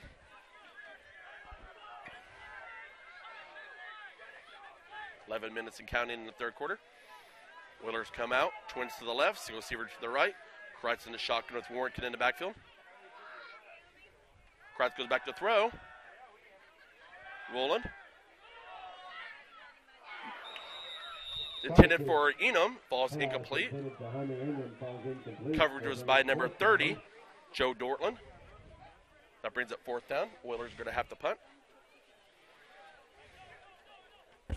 Penalties can kill you. Back deep for the Knights, number 21, Brian Domi. And the Oilers have definitely had more penalties than the Knights. That is true. Lane Bieberly back to punt for the Oilers.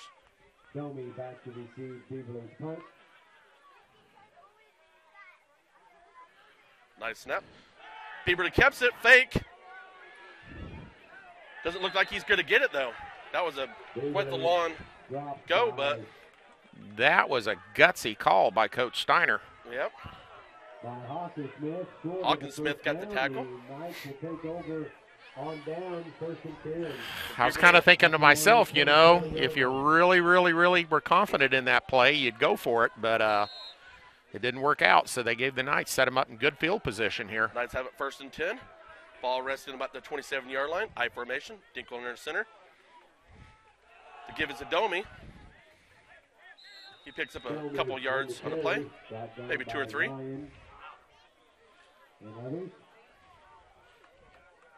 Could be a momentum changer here, most definitely. Make it 2nd and 7. Well, it got the defense's attention anyway. Yep. I formation. They better concentrate. Kinsner and Domi in the backfield. Give us to Kisner.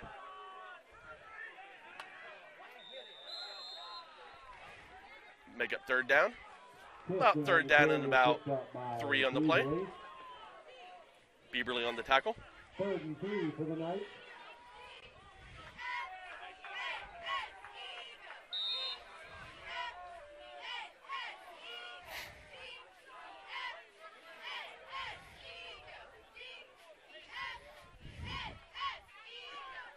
Got a single receiver to the left. Single back is Kisner. Dinkle under center. Dinkle kept coming around left in. He wrapped up immediately by multiple Oilers. Bring up 4th down.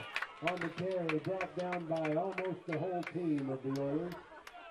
Bieberly got up there really quickly out of the safety position 4th and 3 to hit Dinkle from the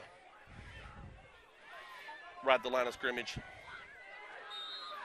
Well, after going up the middle twice, you could have expected the Knights to go outside, but the Oilers were ready for that one.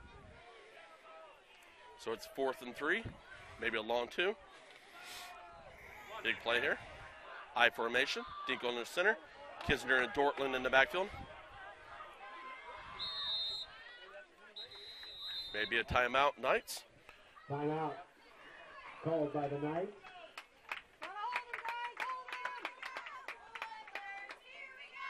First time out by the Knights.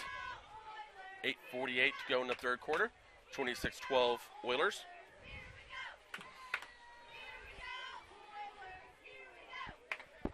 Big play here for either team.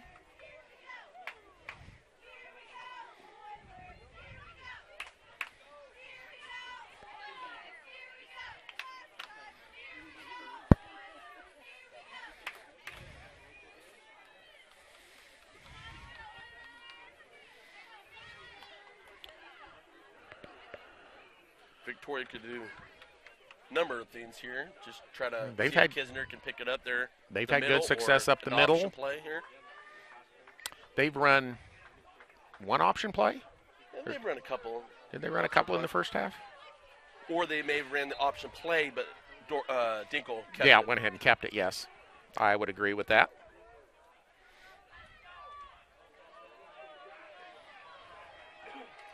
Got a single receiver to the right. Kinsner's the lone back.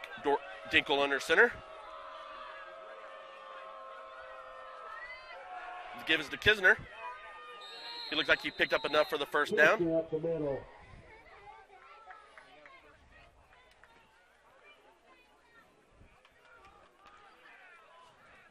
First down, Picks Knights. up enough yardage for a Knight first down. First and 10 from the 16-yard line. So the Knights will have it first and 10 from the 16-yard line. 8:40 and counting in the third quarter. I formation, Dinkle under center. Kisner and Dortland in the backfield. Bat motion.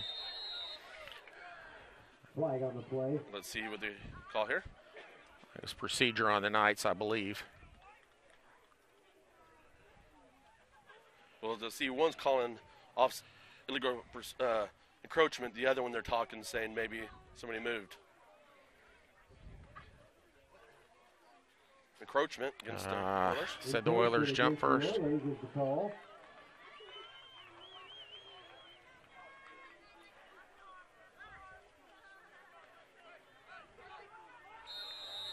Clock continues to move.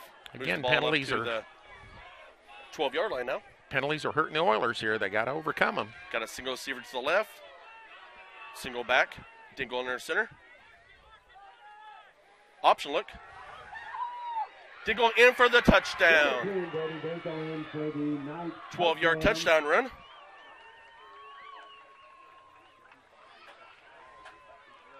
That came with 8:12 in the third quarter.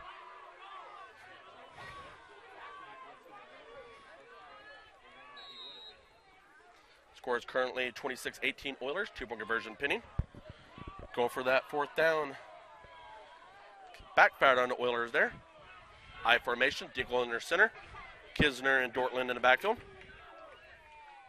The give is to Kisner. Actually, fumble on the play. Brady Rugen hit Dinkle. Michael Ryan. Now that Michael Ryan. that hit Michael him. Ryan. I said Michael Ryan. So when he's 26-18. Central Plains 26, Victoria 18.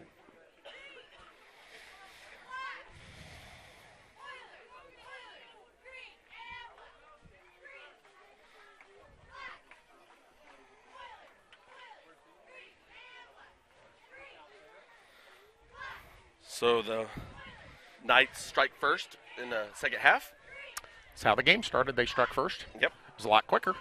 But again, it was a special play. Special, Fourth quarter or fourth down, the Oilers went for and didn't make it. And in the first half, it was the initial kickoff return.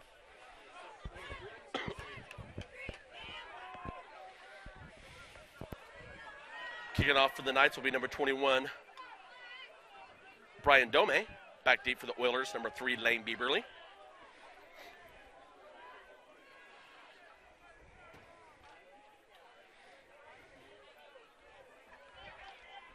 They've been kind of squibbing it. Both teams Away respect from the other home. team's return game, Yes. obviously. For the Knights, Lane Bieberly back to the Oilers. Another. Oh! Hit off the front wall. Hit off Brady Rugen, and Knights get it back. Recovered by himself. So the Knights will get it. Knights will take over first and 10 on their own 39-yard line. Okay. So I think ball that just- was pretty much a call. He was trying to hit it. Yep. Brady wasn't quite ready for it and Nope. got him. So the Knights have it first and 10. Ball resting on 39-yard line. I formation. Dinkle in the center. Kisner and Dortland in the backfield. Gives to Kisner up the middle. Kisner up the middle, wrapped up by 34. Kreft, Trusted Kreft on the tackle. Brings up about second and 7. 2nd and 7. 7:55 and counting the third quarter. The Knights are dictating the tempo right now of the game. I formation. Dinkle in the center. Coming back to Mealy. Make a loss on the play. Michael Lamach leading the way. Loss on the play. Brings it 3rd and 8. 3rd and 8. Good defensive surge by the line that time. If the Oilers make a play here, it'd be interesting to see if Victoria goes for it or tries to pin the Oilers back deep. I formation. Dinkle under center. Kisner and Dortland in. Domi in the backfield. Dinkle goes back to throw. Rolls out. Incomplete. Intended for number 44, Kisner. Number 5, Jacob Warwick on the coverage. We'll bring up 4th down for the night. Bring up 4th down and 8. I'll guess they're going to go for it. It looks like they may be. I could be wrong. They may be setting up their. Looks like they're bringing in their punt team. Lane Bieberly back deep for the Oilers. Punting for the Knights, number 15, Eric McAlonen.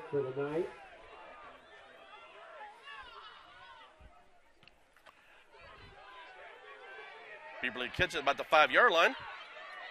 Slips. Comes back to the left side. One man to beat. Finally brought out by McAlonen. About the 30-yard line. Good return by Lane there. Again, a couple of good blocks. He kind of let everything kind of set up real quickly, and then. So just has that ability to make that first guy miss. And then you got to be careful because he is faster than he looks. It's a long strider and gets up to top speed pretty quickly. 6:51 to go in the third quarter. 26-18 Oilers. Got twins to the right, single receiver to the left. Kreitz in the shotgun. Warwick is the lone back. Enum goes in motion. To give us to Warwick, come around left side. Running hard there. Picked up about 5 yards on the play. Weber on the tackle for the Knights. And let's say 2nd and 6 on the play. 2nd and 6 for the Oilers. Ball resting on the 33-yard line. Got twins to the left, single receiver to the right. Kreitz in the shotgun. Warwick is the lone back. Kreitz goes back to throw. Being rushed. Throws it deep. Tipped up in air by Enum. Who is that number 10? Dinkle nearly intercepted on the tip. Brings up 3rd down and 6.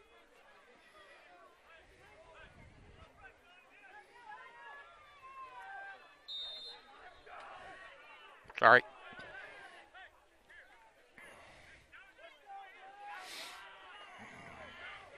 See what the Oilers dial up here. Got twins to the left, single receiver to the right.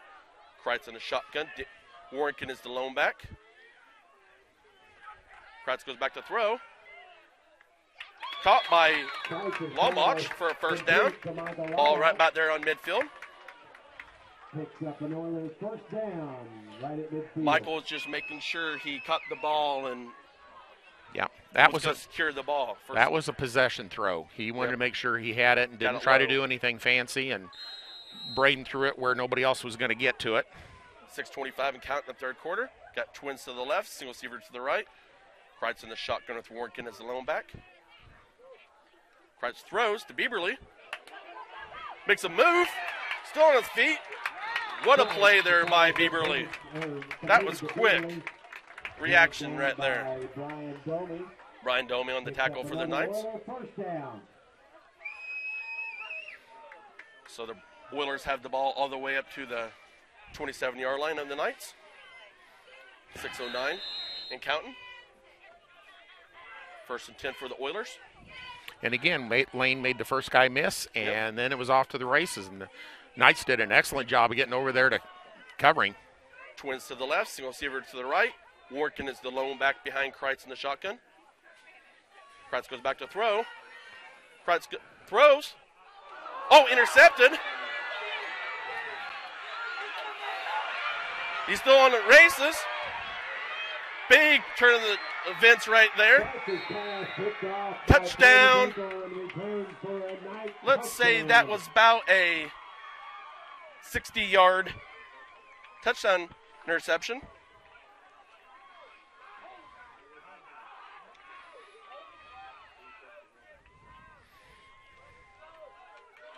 Who was that again, I believe? Was that Number Dinkle? 10. Number 10 on the interception. 5:33 in the third. I'm not sure it was the pass intended. Was it to Hunter? Or I'm not quite sure exactly. So it's 26-24 now. Oilers, two-point conversion pinning. Big turn of events here. I formation, Dinkle in their center. Kisner and Domi in the backfield. Dinkle goes back to throw. Knocked down by the Oilers. Knocked by Carson Kermer.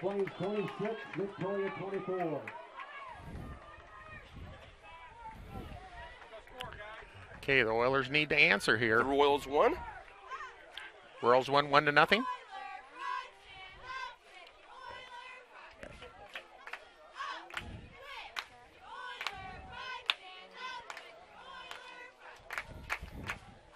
So it's 5:33 to go in the third quarter. Our score is now 26-24 Oilers.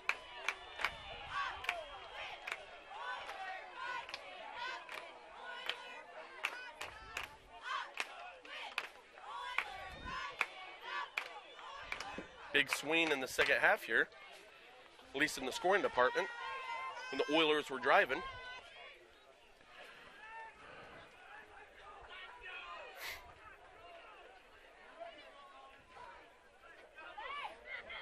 I think the Oilers linemen up front there will be ready from now on. Yep. It kind of changed up there at the front. Domi to kick off for the Knights. Back deep for the Oilers, number 3, Lane Bieberly.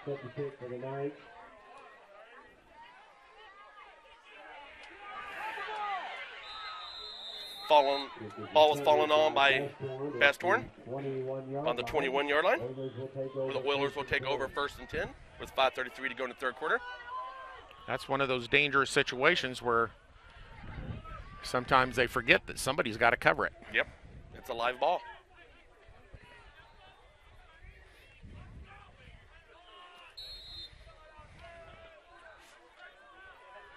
Oilers come out, twins to the right. We got a equipment timeout real quick. Official timeout.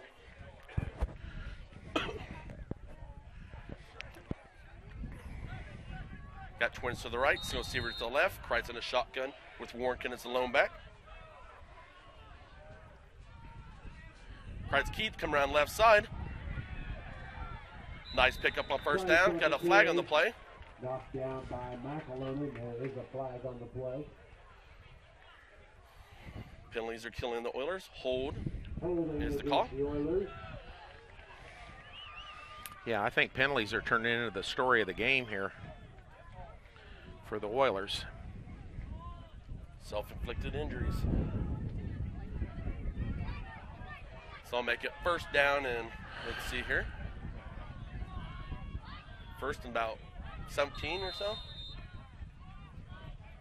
First and about 20 for the Oilers. Saying 20, but I'm not sure if it's about that far. Got twins to the right, single receiver to the left. Kreitz in a shotgun with Warnken as the lone back. Option. Kreitz go back to throw. Intended for Bieberly, broken up by number 10, Dinkle. Second down for the Oilers. That was Bring up second down. really close coverage.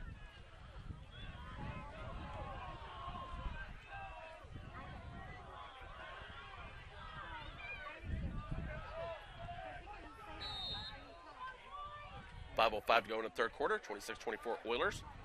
Ball resting on the 19-yard line. Got single receiver to the right, twins to the left. Kreitz in the shotgun with Warnken as the lone back. Kreitz fakes. Throw over the middle to Lamont. Complete to Michael Lamont. Close to a first down. It's going to be just short. Grant Weber. Grant Weber on the tackle. It's really close. I think he's just shy of it. Official timeout. Oh. They're going to take a look at it. But from here, it looks like it's 3rd and 1.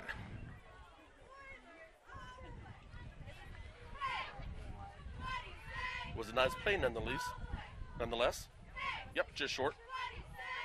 About a half yard. Just short of a first down. Question is, if the Oilers don't make it, will they go for it again? Which this time I doubt. I could be wrong. It would take even more courage this time than... Oilers come out I formation, Kreitz under center. Kermer and Bestorn in the backfield. Kreitz keeps right up the middle. Looks like he picked up the first round. Still going. Still going. Good run there by Kreitz. Officials did a good job there of realizing he was still moving the pile. When you got a nearly 200-pound quarterback that stands 6'2", he can kind of move that pile pretty good. So 1st and 10 Oilers. Ball resting on the 36-yard line. Clock continues to move. 4:35 and counting in the 3rd quarter. Kreitz gets the play from the sideline from Coach Steiner. And the Oilers are still going into the wind this quarter. 4th quarter, they will have the wind at their back. And it's not a lot of wind, but it is enough to throw things off a little bit. Twins to the left, single receiver to the right. Kreitz on a shotgun with Warwick as the lone back. Kreitz goes back to throw. Throws to Bieberly. Catches it. Looks like he picked up about 7 or 8 on the play. We'll make it a second and long 3. Yeah, let's make it 2nd and 4. It's 3.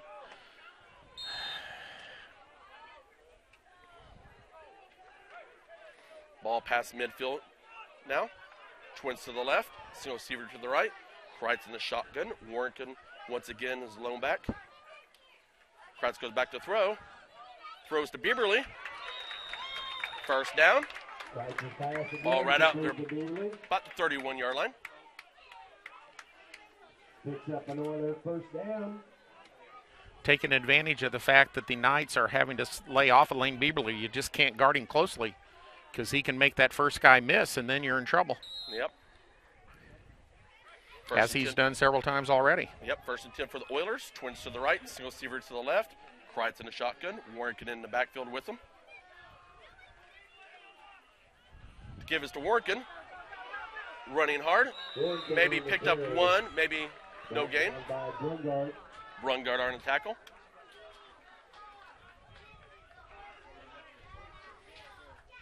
No gain, 2nd and 10. Bring up 2nd and 10. Well, 3:15 and counting in the 3rd quarter. I was going to give him a yard there, but I guess not.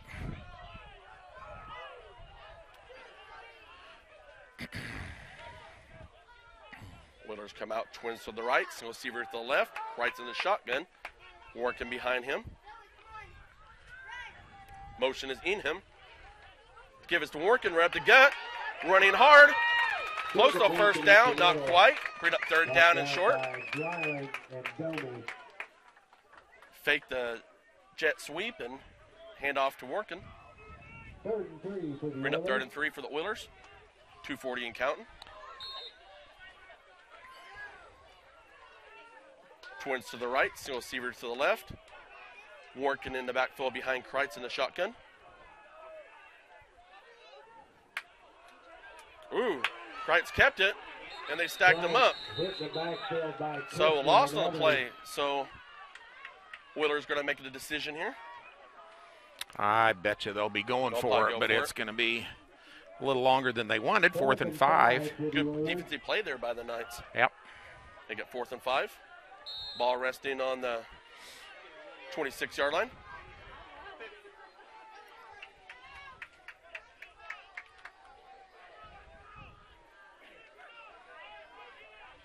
Got twins to the left, single receiver to the right. Kreitz in the shotgun. Warrington is the lone back.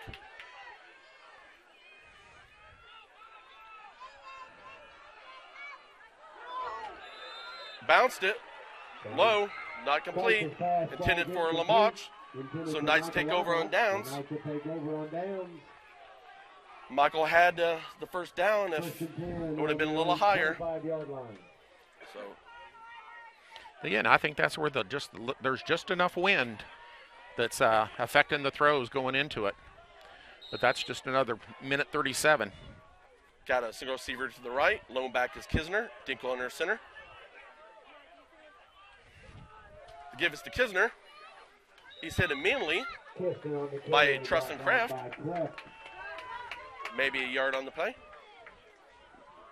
Gain of 1, second and 9. 1:20 and counting in the third quarter. We got ourselves a ball game here. Two top 5 ranked teams in 8-man 1 and 8-man 2.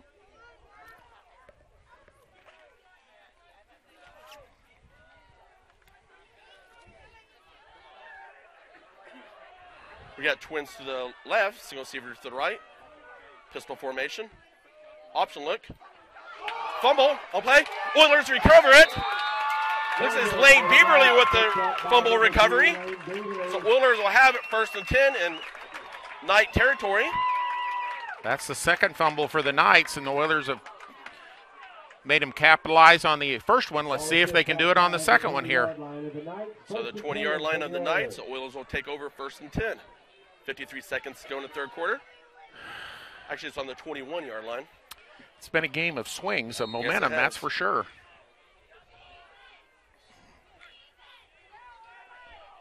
Got twins to the left, single receiver to the right. Kreitz in the shotgun. Warnken is the lone back behind him.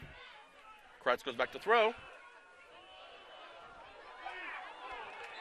Broken up by number 10, Brady Dinkle. Intended for number 3, Lane Bieberly. Second and 10. They are letting the Knights play the Seattle Seahawks defense. He had both hands on Lane there, I think. Pretty good defensive play there. He had hands on him. Turn around, but he wasn't quite on Lane. He had his hands on him earlier. 46 seconds to go in the third quarter. 26-24 Oilers. Got twins to the right, single receiver to the left.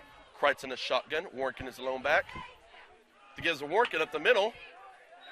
He picked up about 4 on the play. Bring up third down and let's say 6.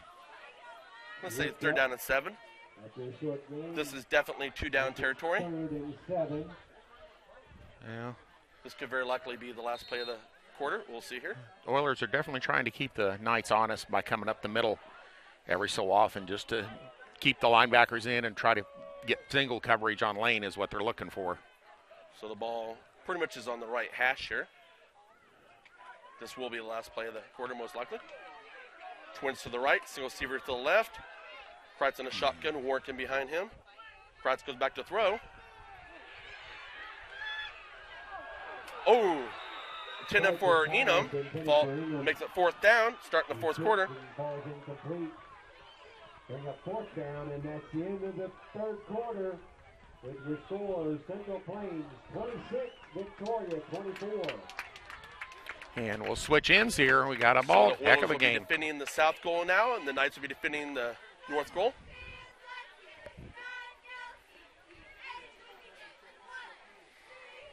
Beautiful football night.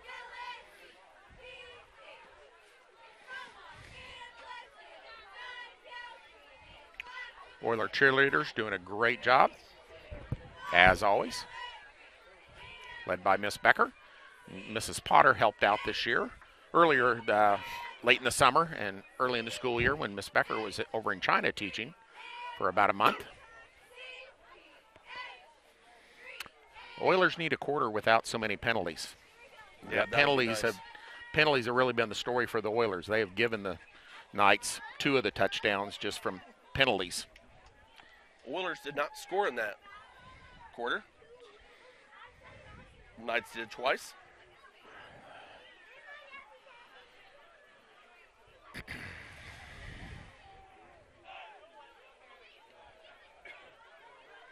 I think this game was pretty well played out. The battle that everybody expected. Yep. Closely fought game. Should have been a both fairly teams. close game. The Knights did exactly what they needed to do coming out of halftime. This game could have got away from them if the Oilers would have tacked on another touchdown in that third quarter for sure. So we got Twins to the right, single receiver to the left, Kreitz in the shotgun. Warrington is the lone back in the backfield. 4th and 7. Kreitz goes back to throw. Caught by Lamoch. Still on his feet. Heading for the end zone. Looks like he's going to be just short of the end zone. Very good play by Michael Lamoch. Nice throw by Kreitz. Great throw by Braden Kreitz. I mean, he threw that with some zing on it. That's the senior right there, Lamoch, making a terrific catch as well. Yes. Running hard after the catch as well. So it's 1st and goal, Oilers. Ball resting on the, let's say, about the 2-yard line. 11:44 to go and counting in the fourth quarter. Twins to the right, single receiver to the left. Kreitz in the shotgun. Warrington behind him. Kreitz keeps, come down left side. In for the touchdown. A 2-yard touchdown run.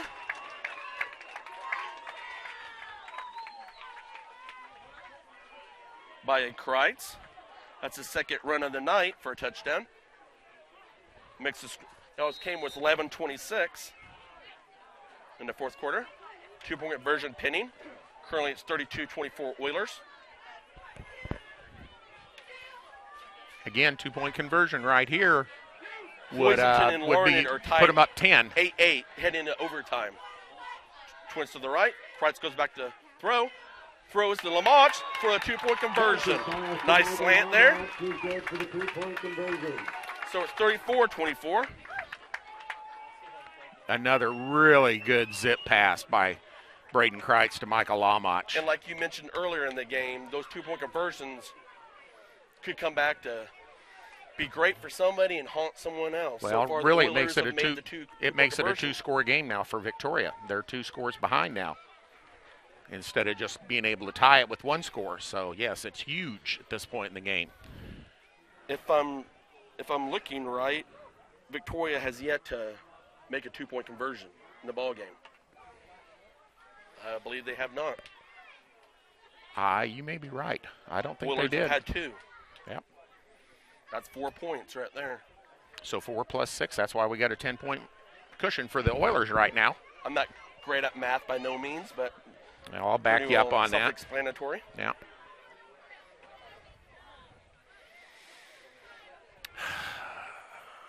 So it's been punch and counterpunch throughout the game, really. The Oilers got up 2 scores, and now they're back up basically by 2 scores with the 10-point lead. So it puts the pressure back on the defense, or on the offense of the Knights. Kicking off for the Oilers, number 4, Hunter Enum. Back deep for the Knights, number 21, Brian Dome.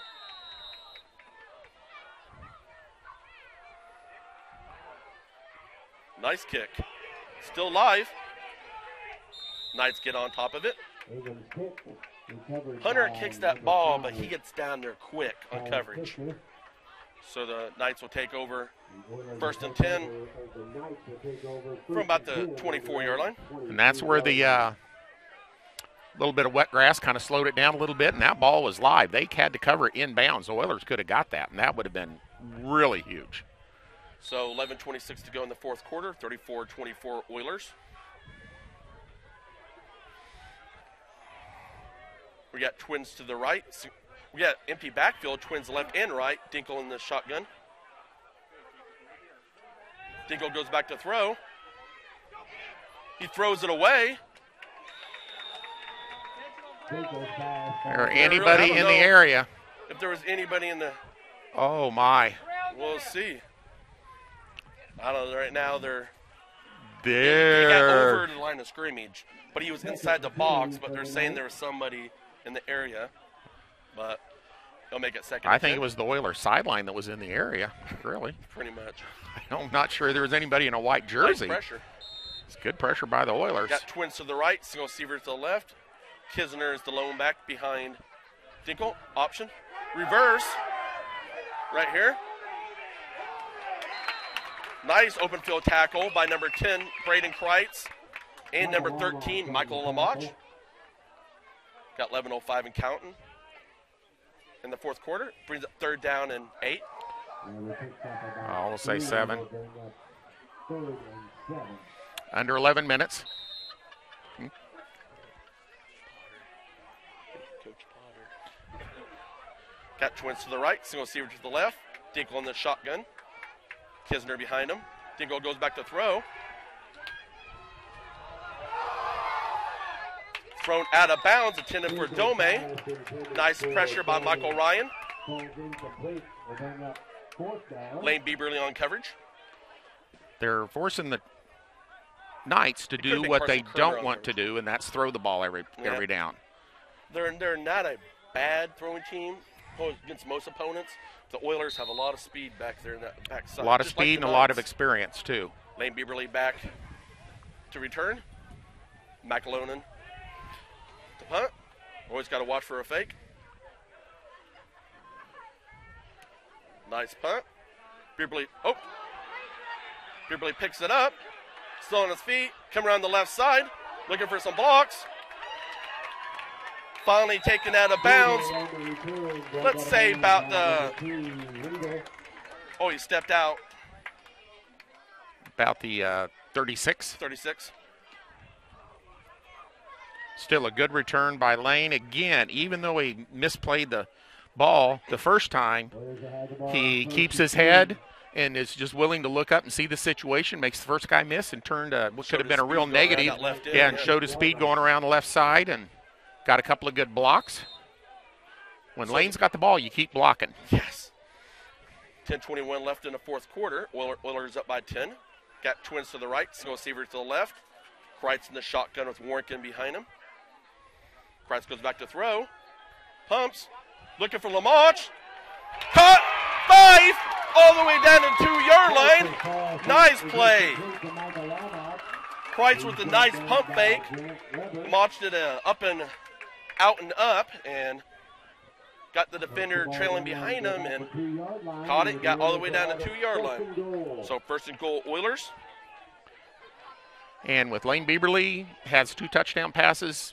They're doubling Lane now. So actually, Lane has 3 touchdown passes, and they're doubling. They're trying to double Lane whenever they can. And if you do that, somebody's open, and it's been Michael Lamarche. Michael Lamarche right there.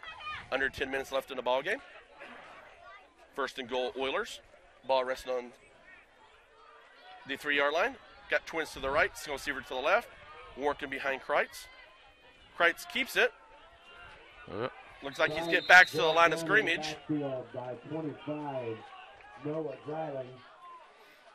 Might have been a little miscommunication there on that play. Luckily, he didn't lose anything, so. Back to about the 3, we'll bring up second and goal. Second and goal for the Oilers. Ball resting on still about the 3-yard line, close to the 2. Twins to the right, single receiver to the left. Kreitz in the shotgun, Warnken right behind him. Kreitz goes back to throw, keeps it. Oh, intended for Enum, falls incomplete. Went right through the hands of Hunter. The Madison-Spearville game is 2020. It was tied 14-14 at half. So it's third and goal from the 3-yard line. 9:07 to go in the fourth quarter. Well, obviously 4-down territory here, but the Oilers would like to do it on this play. But the clock is their friend at this point. I formation, Kreitz under center. Kermer and Warnken in the backfield. To give us to Warnken, wrap the gut, in for the touchdown. 3-yard touchdown run by Jacob Warnken.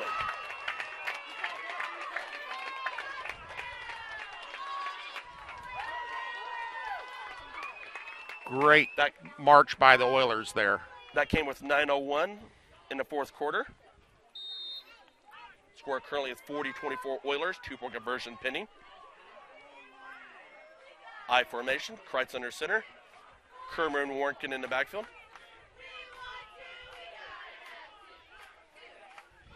Kreitz keeps coming right side. Fighting. In for the 2-point conversion. Stretched out and got it in. So it's 42-24 Oilers. That's 3 2-point conversions for the Oilers. Correction, 42-24. Coach Steiner calling everybody in, telling them to focus. Still got 9 minutes to go, and that's a long time. This is a very, very good team they're playing. And realistically, I wouldn't see Victoria dropping too far in the rankings, even if it ends up something like this. These are one of these matchups where somebody has to lose. It's just the way it is. Yeah, and I know Coach Steiner said he and Coach Herberly were considering just having a powder puff game tonight so that they didn't get anybody hurt. Unfortunately, so far we have not had any injuries. Knock on wood. And we hope that continues that way on both teams. That was just terrible last year. You just felt so bad. For Otley, that was just, a senior. Victoria had a lot of injuries last year. Yeah, mainly the seniors. It really hurt them in their playoff run. Kick it off for the Oilers, number 4, Hunter Enum. Domi back deep. Domi picks it up about the 9-yard line. Oh, he's still on the ground. Fumble! Fumbled it. Oilers have the ball, looks like. We'll see. Let's see here. Apparently still Victoria's ball. They may say he went out of bounds before he might have stepped out of bounds. Stepped out of bounds. That was a big hit. Recovered by the Knights. They'll have the ball 1st and 10. I'll reset the clock. I didn't have a chance to stop the clock when I had all that excitement. So the Knights start 1st and 10 from about the 16-yard line. And again, like the last, now they're down 3 scores, so they just about have to pass. And that plays into the Oilers' hands. I formation. They give us a Kisner right up the middle. Good tackle by number 2, Brock Lawrence. Kisner up the middle. Bieberly there also. That's 2nd and about 7 on the play. Price and Bieberly in on the stop. 2nd and 7 for the Knights. Again, the Knights running up the middle, just trying to keep the defense a little honest. Got a single receiver to the right. Lone back is Kisner. Dinkle in her center. Option. Dinkle kept it. Brought down by Kraft amongst other Oilers. Bieberly and Lawrence was also on the tackle. 3rd and 3 for the Knights. Brings up about 3rd and 3. Under 8 minutes left in the ball game. 42-24 Oilers. Got twins to the right, single receiver to the left. We got an equipment issue. Looks like Brock's snap came off. Timeout for equipment repair.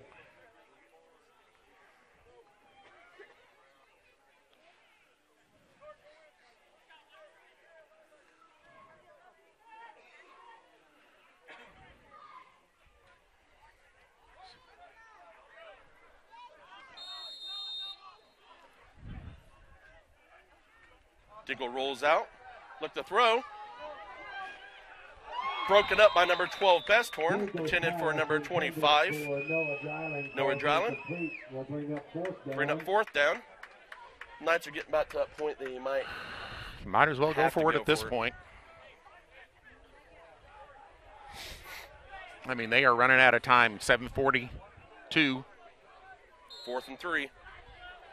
This is a big play. It's not that far to make it for them. It's not like it's 4th and 15 or something. What do you think? Throw it or run it up the middle? I'd run it up the middle if I was them. Good watch Dinkle here. Got twins to the right, single receiver to the left. Dinkle in a shotgun, Kisner behind him. He rolls out right. Broken up by number 9, Carson Kermer. Nice pressure by Ryan and Kraft. Oilers take over on downs with 7:33 to go in the 4th quarter. Oilers will take over 1st and 10 on the Knights 25-yard line. On the 25-yard lines of the Knights. This is where the Oilers need to, from their point of view, need to stick the dagger in, and for the Knights, they need to keep fighting, which we know they will. They never give up. Very well coached team, good athletes, a lot of nice kids. They work hard, take a lot of pride in their effort. I formation for the Oilers. Kreitz under center. Lawrence and Besthorn in the backfield. They give this to Brock Lawrence. Picked up a couple yards on the play. Brock Lawrence on the carry.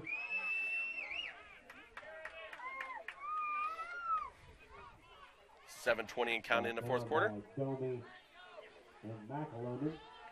Second and 9. Oilers content to run some clock here. Not take any chances. If they could get one first down even, it's going to pretty well ice things. I formation, Kreitz under center. Kermer and Best torn in the backfield. Kreitz goes back to throw. Still rolling out. Caught by Bieberly. Oh, they say he's out of bounds. They said he's out of bounds. Intended for Bieberly is incomplete. He was out of bounds. Another good throw for Braden. Just couldn't just quite. Ran out of real estate. Couldn't quite. 6:46 to go in the fourth.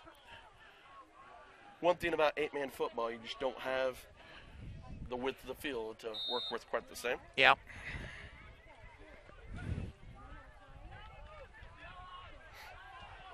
I formation, Kreitz under center. Kermer and Best torn in the backfield. To give us the Best torn, come around left side. Picked up a few yards in the play. Brings it fourth down. Weber and Kistner in on the stop. 6. For the Oilers. 4th and 6 for the Oilers. 6:25 and counting in the fourth quarter. 42-24 Oilers. Ball resting on the 21-yard line.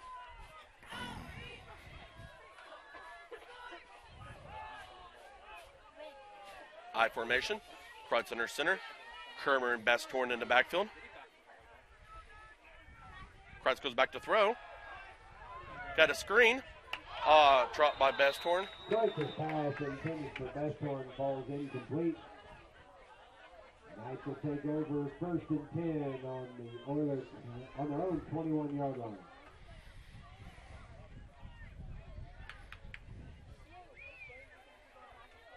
So Knights take over on downs. 1st and 10 with 6:01 to go in the fourth quarter. Ball resting on the 20-yard line.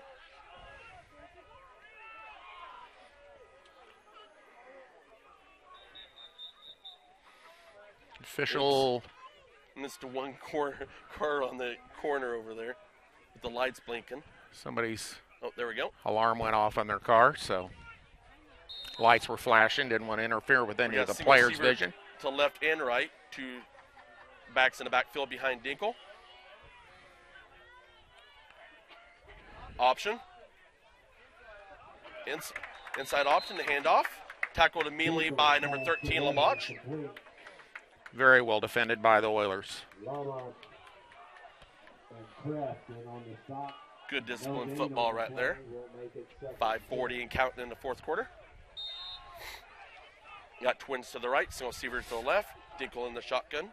Pistol look with Kisner behind him. Quick throw out to Domi. Tackled immediately by Bieberly. And they kept him in bounds. It keeps the clock running. Bring it about 3rd and 7. 3rd and 7.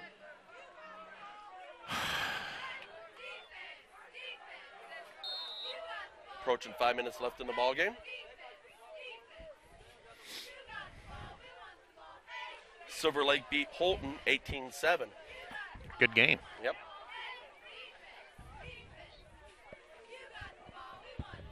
Twins to the right, single receiver to the left. Pistol formation, Dinkle in the shotgun with Domi behind him. Dinkle goes back to throw. Screen. Nice tackle by Jacob Workin. Oh, he's still on the field. Wow, nice tough run by Domi. Great second and third effort there. Man, thought Jacob had him. Jacob had it played. He had it read. He saw the screen coming. At the 35-yard line. So up the 35-yard line, 1st and 10 for the Knights. But a great effort by Domi there. 4:35 and counting in the fourth quarter. Got twins to the right, single receiver to the left. Pistol formation, Dinkle in the shotgun. Dinkle back to throw. Throws it to Kisner.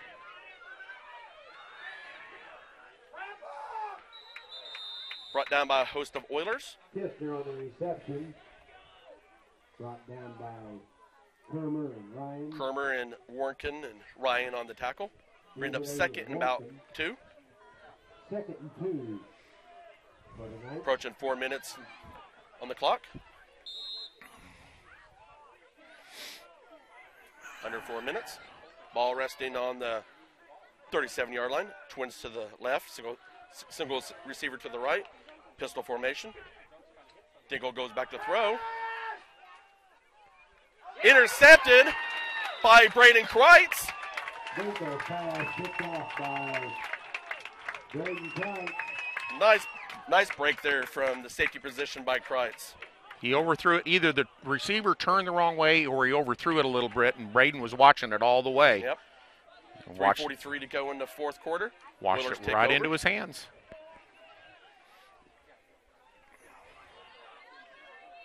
So ball resting on the 27-yard line. And of course, both coaches still working on everything. This is first game of the year. First game of the year. I mean, they're not going to they're going to take it at both the win and the loss as a learning experience. I formation. Kreitz under center. Hermer and Warnken in the backfield. Kreitz goes back to throw. Caught by Kermer. Tackled by number 20, Dome and others. All the way up to about midfield.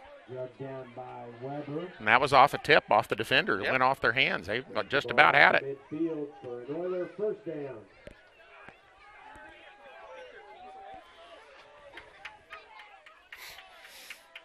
That's a first down for the Oilers. Ball moves to midfield. 3:34 to go in the ball game.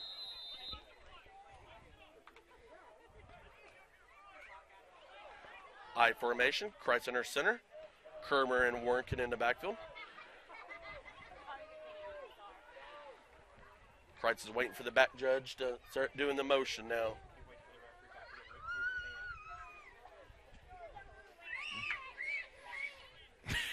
And, okay, now he just remembered he's supposed to do that. I think he was counting. Maybe he was. The give is to Kermer. Still running hard. Picked up a couple yards on the play. Keeping both hands firmly on the ball.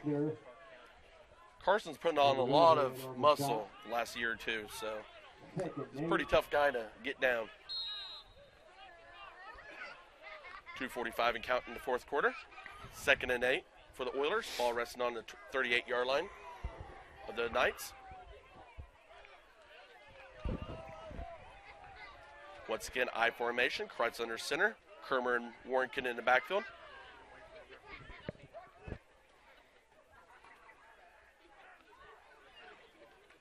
Option. Kreitz keeps, comes it back left side, still on his feet, picks up the first down, and that may do it right there. I think the Oilers can pretty much run it out from here, can't they? I don't think Coach Oberle is really going to call any timeouts with the score the way it is. So 1st and 10 Oilers, ball resting on the 29-yard line. 2:15 and counting in the ball game. I formation. Kreitz under center. Lawrence and Warnken in the backfield. Kreitz waits for the back judge once again.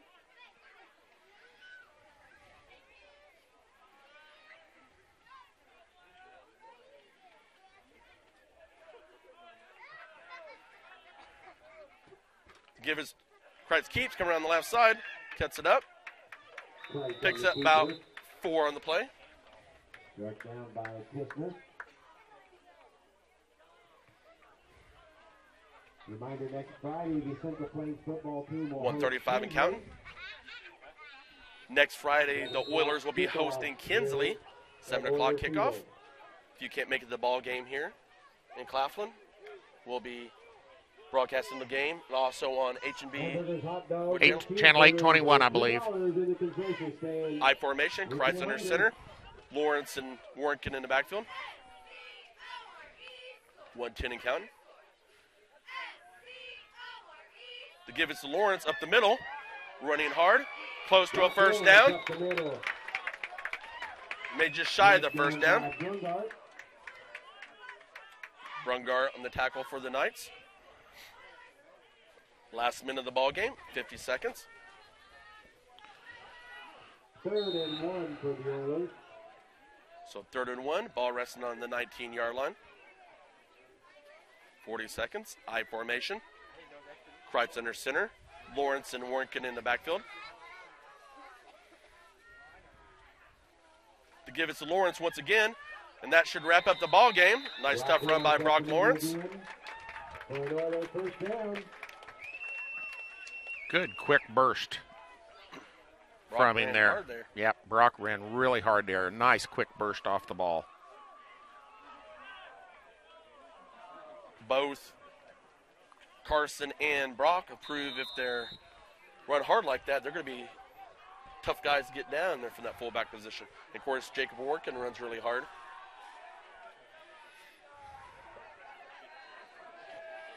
Ten seconds. I don't know if they had to run another play here.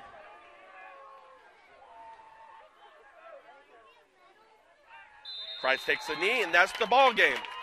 Central Plains wins 42-24 over the Victoria Knights. So the Oilers move to 1-0 in the season, and Knights move to 0-1. So luckily, don't see any significant injuries or main injuries from anybody. So that's good to see. Especially for the first game of the year. First game of the year, especially against two really good teams. Yes. It was a pretty clean game, other than Oilers had some penalties. Yes. But there was a lot to clean up on the Oilers' part. Yep. That always happens in the first game and everything. There's, of course, turnovers on both sides of the ball. But while the two teams shake hands here, we want to remind everybody that there is no middle school football game next Thursday, open date. So, but we will be here next Friday again for the game against Kinsley. And we want to, Ben's going to go over a scoring summary here. In the first quarter with 10:42 in the first quarter, a 1-yard touchdown run by Kisner. 2-point conversion was no good, brought the score 6-0 Victoria. Then with 2:52 in the first quarter, a 24-yard touchdown pass from Braden Christ to Lane Bieberly brought the score to 6-6 after a failed 2-point conversion. Then it was 10:29 in the second quarter. A 10-yard pass from Braden Christ to Lane Bieberly brought the score to 14-6 after the 2-point conversion was good. And then with 5 minutes in the second quarter, a 14-yard touchdown run by Braden Christ brought the score 20-6 after a failed 2-point conversion. Then in 3:12 in the second quarter, a 2-yard touchdown run by Parker Riedel for Victoria brought the score 20-12. 2-point conversion was no good. Then with 56 seconds in the second quarter, a 38-yard touchdown pass from Braden Christ to Lane Bieberly brought our score to 26-12 Oilers. 2-point conversion was no good. And then in the third quarter, both of the scores were by the Knights. With 8:12 in the third quarter, a 12-yard touchdown run by Brady Dinkle brought the score to 26-18. 2-point conversion was no good. And then it was 11:26 in the fourth. Well, it was 5:33 in the third quarter. A 60-yard interception by Brady Dinkle brought back for a touchdown, brought the score to 26-24. 2-point conversion was no good. Then in the fourth quarter were two Oiler touchdowns. With 11:26 in the fourth quarter, a 2-yard touchdown run by Braden Kreitz, his second in the ball game.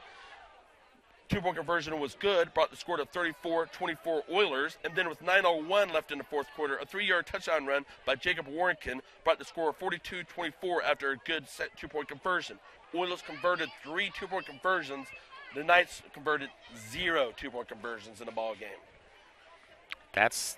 I mean, you know, the score was obviously more than that, but that was a big turning point in terms of in the second half when the Knights got it back within 2, and then the Oilers turned around and scored twice and got the 2-point conversions. That put it to where it made a 3-score game for the Knights, and that really put pressure on them, and it made them change their offense and not, you know, run what they wanted to continue to try to pound the ground game. They forced them to go to the air more than they wanted, I'm sure. And the Oilers are defensively, in their defensive backfield are very savvy. They've got a lot of experience and a lot of speed back there.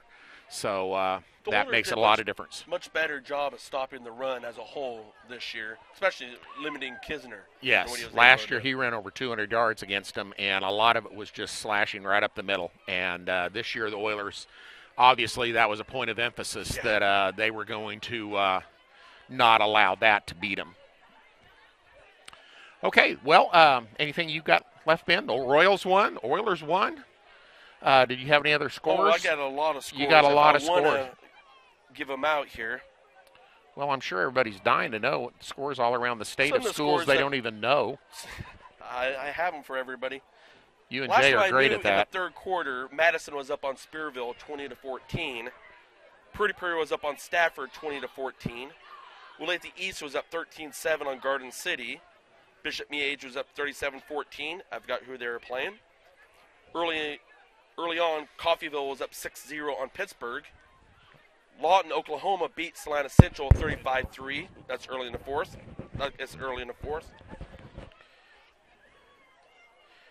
I don't have an update score of the Hoisington-Larned ball game. Last I knew was 8-8 going into overtime. Mays Derby was tied 6-6 in the third. You need to help him. Yep. We'll wrap it up here. I'll go over a couple of Olathe South beat Hutch, 2020 Madison Spearville. Shawnee Mission East beat Gardner Edgerton. Hutch has lost 6 out of their last 11 games. But Baldwin score, they're 14-all. Silver Lake beat Holton 18-7.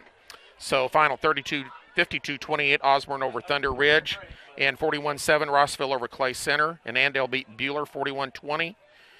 And our score there, 32-24 final. Mill Valley, is that Stanton Blue Valley? So anyway, we want to thank you very, very much for being with us tonight. This is Scott Mitchum, and Ben had the play-by-play, and I'm trying to help out with color while I do the camera. So the Oilers off to a good start this year. Victoria is going to be a team to be reckoned with in Division II, 8-man 2. Just an excellent team and well-coached, well-played, well-conditioned. So great game all the way around. We want to thank you very, very much for being with us, and we will see everybody next Friday night. Take care and go Oilers.